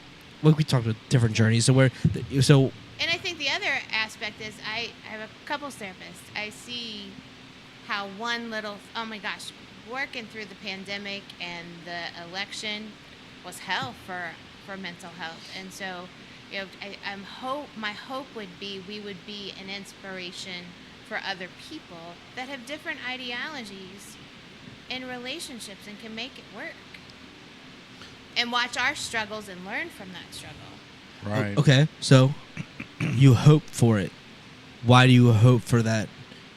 You obviously you feel stable in your beliefs and your position. Why do you hope for others to benefit from it? Where does that hope come from? That's a good question. I think I see hope in my clients every day. Okay. So if I could bring it to in a different way, so that relationships can be successful, marriages can be successful, friendships can be successful. Working through that pandemic time of that election and everyone being stuck at home, I really had to hold space for families dividing and not talking to each other and cursing each other out on social media. And I would hope that somebody would look at our journey and get a little inspiration that we can get along and we can make a relationship work when we're two totally different people. And, if I could help one person in this world, that's my journey. Yeah, I was just curious because everyone has a reason for it, whether it is because they are lacking it themselves or they also want to see someone see success because they know what the other side looks like, whether their journey, you see someone's complaining about their journey and they don't think you understand, but you're like, actually, I started almost at a similar place you're at. I just made the moves a little quicker and I thought a little faster and here I am. Now I'm listening to you, but honestly, I'm maybe 2 years younger than you, and you're telling me problems that I've already you might be able to fix a problem that you've already went through, and you could fix it for them tomorrow. They just don't know the answer, right? So it's we don't know the answers. No, we don't know the answers of our journey either. Right? But we as humans have, I think, there are answers to the test to certain degrees. I think credit education is important. So financials really stem a lot of the problems because we run into a discrepancy on a financial point. So when the finances are different, the conversation's different, even though the person, if they were both get shot by a gun, both are bleeding the same. But one bank account's $100,000 and one dude's struggling to get his $100, right? So they're both, skin color matter not, just as is, right? So the person's skin is the same, but one guy's like, I'm going to buy my family all the Christmas gifts. And one guy's like, I got to get a second job, I think. So those two walks of life and they're in the same room, right? They don't understand each other because they're not able to connect because the guy with money is like, I'm not going to give him this information. I got here on my own. The guy with the money is like, man, he's the 1%. He's the problem. You know what I mean? And then it becomes a pointing contest. So at that end of the day, the difference understanding, where is the benefit on it? Where is this connection that we can make as humans? Because I don't think the connection is easy to make unless we have the conversation, because most of the time people don't want to understand the other side of the coin. Their comfort level. I mentioned I like to be uncomfortable. I have no problem being uncomfortable, but I think uncomfortability and those conversations that are hard to have, asking hard questions. Why are you here? Why are you on the couch? Other than clout and giving some flowers that are going to come and go after week 10, why are you going to do a podcast every single week? You know what I mean? Because eventually the flowers are going to run out and you're going to have something to say when no one's caring. There's times when we've had the podcast when we have some views, but it's just us having a conversation 2.5 hours in. Does anyone listen to that 2.5 hours in when it's just us and they see us every week? we still have the conversation. We talk about You know? that. We talk about that in length as far as before we even decided to do the podcast, because in life, especially at couples like this, what we're doing, people are going to want to see us succeed, and then they're going to want to see us fall. Mm-hmm. So club claw this motherfucker. Yeah. Go out on top. When we feel like the top, then when it's over, because this is not our source of. We don't need this. We don't need this for the clout. We don't need it for anything except really, this is going to be in closing because we got to row. Yeah, that's what. Yeah, so many questions we can get to. We are though, yeah. doing. We'll come back. Yeah. The Gary Vee approach and how I'm taking this, and what this might click for somebody, it might click for you guys or something. I'm living forever. I've got enough kids. They're going to have grandkids. They're going to have grandkids. They're going to have grandkids. And what better time in life to document your story the way that you want to tell your story to your grandkids and your great-grandkids than if you can tell your story yourself. Let's and go. Thank you, God, for giving me the ability and the fortitude and the wherewithal to go to college to get a degree in TV, radio, communication, so I could learn to do exactly what I can do, so I can be the documentarian for my family, my journey, my wife, our blended journey, so they can tell. Ain't nobody, just in case, just say, Terrace Troy Horton, as you know me, the entire world gets to know the authentic me.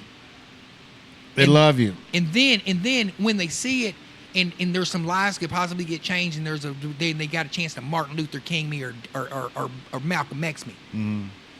At this junction and point in my life, they can't do that to me. Because Right. there's so much footage from the day before I got sober to the day I got sober, from the day I got sober to your wedding, from your wedding to this milestone, from this milestone to meeting my wife, and my grandkids, great-grandkids can watch the whole damn thing in real time, narrated by yours truly. Yeah, bro. And let me add. That was great. Let me Thank add you for something that. to that. Thank you bro. for that, Terrace. That was really well spoken. Appreciate it. We've got. Yep. I've known you a long time, man. I've known you a very long time, and we've been best friends for a very long time. And I have seen you grow more as a person in the past 5 years Shit, yeah. than I have in the past 25 years. You know what I mean? So that speaks levels, bro, because you've figured out the bullshit. You've put it in the past. You know, you've trimmed the fat on the steak, is what we always say here at the store, right? And you know, now you're at the point in your life where all the bullshit doesn't matter, and all the mundane things that you used to flip out over, freak out over, doesn't happen anymore. And it's like now you found the person that you wanna spend the rest of your life with, right? And make memories with. And that's what it's all about, bro. Is finding that balance, man. Because you know, and as a 19-year-old, you're lost. You know, you think you know everything, but your parents are still grinding, like we were talking about earlier, to pay the bills. 19-year-old thinks, I'm living here, I've got it made, right? But like, once you get out there in the real world, the shit doesn't land as you thought. It's not 7s and 11s every fucking time. Right. You know what I mean? So it's like, Yeah. you know, you've got to find somebody to give that even balance, bro. Because you know, you could be single all your life and love it, but having somebody there that knows your weaknesses and that you can spill your weaknesses to. You know what I mean? Like, to everybody else in the world, like Jay is here, but when I speak with Kaylin, I'm here because she knows the ins and outs. She knows that the store didn't make any money today. You know what I mean? But no one else knows that. You know what I mean? So there's things that there's benefits to having that relationship, as long as you know that person's there for you as a couple. You know what I mean? Like if like the fact that you guys said this is a business, you're gonna blow up. You're gonna blow up, and you guys are both gonna be living happy lives the rest of your life, because you guys got to figure it out. And I don't take it for granted at all that one day she could be like, I don't even want to be with you no more. I don't take that for granted. So I spend every day of my life, and you can ask her, I say it, I want to be the best husband I possibly could be, Yeah. and that's on God. Yeah. I want to be a better husband than I am a father, Right. Yeah. and that's on God. Yeah, That's awesome. And dude, you got yeah. like 30 kids, bro. So like that's awesome. It just That was yeah. look. That was so when we were younger. Ain't that right? I was like, When bitch, we I were got younger, kids. bitch, I got kids. Like Come at me, every to buy you a drink, bitch. I got kids. yeah, every time we were at the club, like he was the one dude that already had like 3 kids, and he was like trying to buy like oh Terrace, you like bitch, I got kids. Like I ain't buying he shit. was- I'm here to work. That was- I was here to work. I was there. We were there promoting whatever we were promoting at the time, and Jay was selling shirts and I was selling CDs. I'm not here to spend. I'm trying to take that money back. It was Purple Haze days. dog. Yeah, bro. Back in 2002, 2003, Purple Haze first came out, and I was hand to hand and back and forth to E-Town from trying to get it. You know That's what I'm saying? So, hilarious, bro. yeah. we come a All long right, way. man. So if anybody wants to tune in, it's our journey, our blended journey podcast on all social media content, Facebook, Instagram. Is there anything else that you guys want to get across before we wrap it up? No, we love each other. Love my wife. Hey, Thank you guys for having us. Yeah, thanks for I having us. appreciate you guys. These always end up going longer than we should, and like thankfully, like Kaylin, and that's the reason why Wednesdays are always the days that I'm like, yo, I try to get home early on Wednesday. I know this is. Because every Tuesday the podcast runs late. Like I think last week I didn't get home till like almost 1:00 in the morning. Yeah. And You know what? she's got to leave at 6 a.m. to And bring these Aslan are to these are school. real test and try things. Like this is a business, and she could go to me tonight, and when we get home and say, I don't want to do this, and I'll respect it. 100%, Yeah. bro. I ain't saying I'll be like, right, it's over. My wife didn't want to do it no more. I mean, it's cool, it's over. You're gonna see me making music and making beats and all that Right. kind of stuff, and we're going back to another business because this is not anything that's gonna take away. Because we're like I said, we're gonna hit it. We're gonna club claw this bitch, and then we're getting the fuck out. Yeah, that's Teamwork, literally bro. why I say like podcasts don't last very long because it's not easy. It's built into our framework here. So we are Tuesday. That's Yeah. happening. Like we got it in, but the store has to function in order for us to do this. You know what I mean? So like there's layers to it, but like to sit down every week to have a conversation when like let's say you get like 3 in and you're like the last 2 conversations were like the same thing. You're gonna have a moment. You're like, that was like the same conversation, and then you might think about it. You're like, we had the same conversation. You'll talk amongst each other, whatever. Like we had the same conversation. It's the same thing. Well, whether the words are in whatever order, but the topics end up going the same way because humans do where they know where it's comfortable. They'll fall into a pocket, and you'll fall into the same thing. And once you realize that, and you're like, all right, we got to pivot. Then all of a sudden they'll come into play. You're like, all right, we got topics that we have to cover, and there's so many dynamics to it in a podcast. You know, it's like, and knowing that once you recognize that, seeing the outsider in, it changes the dynamic. Let me go back here to Yeah. one more thing before we go to here, and I'll show you. Yeah, You yeah. know, it's easy. The time is our own. You know what I mean? Like this is the time. Yeah. I love the fact that the Terrace is always representing local brands too. Like when you buy clothes, bro. Like you guys go on vacation and you're wearing Oh, not yeah. not just native. Like he'll be wearing black owned, or he'll be wearing a coffee shop shirt that he bought from like a Covington coffee shop or something. Like, yeah. He's always representing the local brands, which really kind of solidifies the whole most interesting man in the Commonwealth. Yeah. I will say, every time I see him post content, I never know what I'm going to see. I always learn something new every time Terrace posts. Because the beauty of what I see, so I have multiple accounts, and so when I get on certain accounts, I have less following. Yeah. So like I see certain things in an elevated sense because I might have my photography one. It only has so many followers, like 100 and something. So I'm seeing stuff on a highlighted sense, and because I guess we're close, I always see your content. Nice. Always. And I'm like, oh man, he's like, it's like I saw the UK one the other day. I'm like, he's in the UK. I didn't know he liked you. I didn't know he liked the UK. Well, I really don't. I just made a song for him, and I've been paid royalties from him since. That's fair. That's okay. But I'm a UK fan. It stuck out to me right away. I'm a huge UK fan. Always been. So like, You're talking about the content, and this is the last one. I'm about to walk on. I'm gonna take these mic off. yes sir. We're gonna finish it. Oh, let's go. Yeah. Chat GPT already has all of our content from all. I've already got it all. Everything that we want to do, every episode is already Schedule. That's awesome. Scheduled ahead of time. That's beautiful. All we gotta do That's is, what all it we gotta takes. do is execute. All we gotta do is execute, and then I get to editing, and my nerdy ass loves to edit. Let's go. That's the hardest thing to find. Yeah, I the love it. editor. Yeah. All day long, I'm sitting there like, Right. A got- producer amongst everything else. He's got a perfect little editing room too over there in Dayton, Does he? Kentucky, bro. Yeah, I'd love to see it. I'd love to come in. I'd love to come in. I'd record some music with you, bro. Let's do something. I'm recording some stuff now. I'm working on some stuff. let's go. Fun fact, man. We're playing my birthday show, July 26th. Yes, yeah. We're about to announce the flyer. Nice. I think this week, and then we'll announce you and we'll announce everyone. We're gonna do a special set, so you'll be bridging the gap between two different things. So that's a fun thing. But Madison Live, July 26th. Madison Live this Thursday though. Matt Waters, come to the show. That's going to be a big one, Dude, it's gonna be great. I'm so excited to sit down with him. But If you guys Yeah. haven't seen Matt Waters, he is going to be a huge star. matter of time. Yeah, I mean he puts in the work. He's young and his music is phenomenal. He's killer on guitar. Dude, too. he ate a hot wing at our store, at the old store, and played a whole set. Yeah, Oh, I remember that guy. yeah, that's him. Yeah, Yeah, that's him. Yeah. so he'll be there. He'll be this Thursday. This Thursday, come through, man. Yeah. I got And I'll have to. we'll hide some tickets and we'll let you know where. I'm gonna they're hide at. some tickets on the levee everywhere.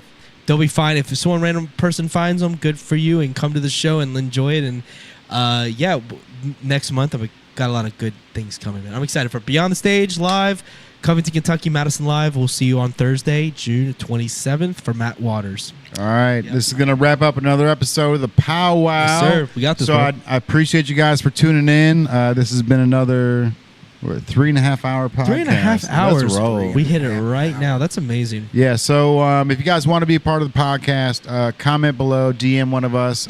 Big shout out to River Green Cocktails for being our sponsor on this episode. These drinks are delicious. 2 of them, and I'm slurring my words. I'm feeling great. Yeah. That's how we Appreciate roll, y'all. bro. All right, man. We'll see you next week in another episode of the PowWow. It's your boy Jay Banks. AI, we're out of here. We out to you. Hey, Thank you guys so much. later. We out here.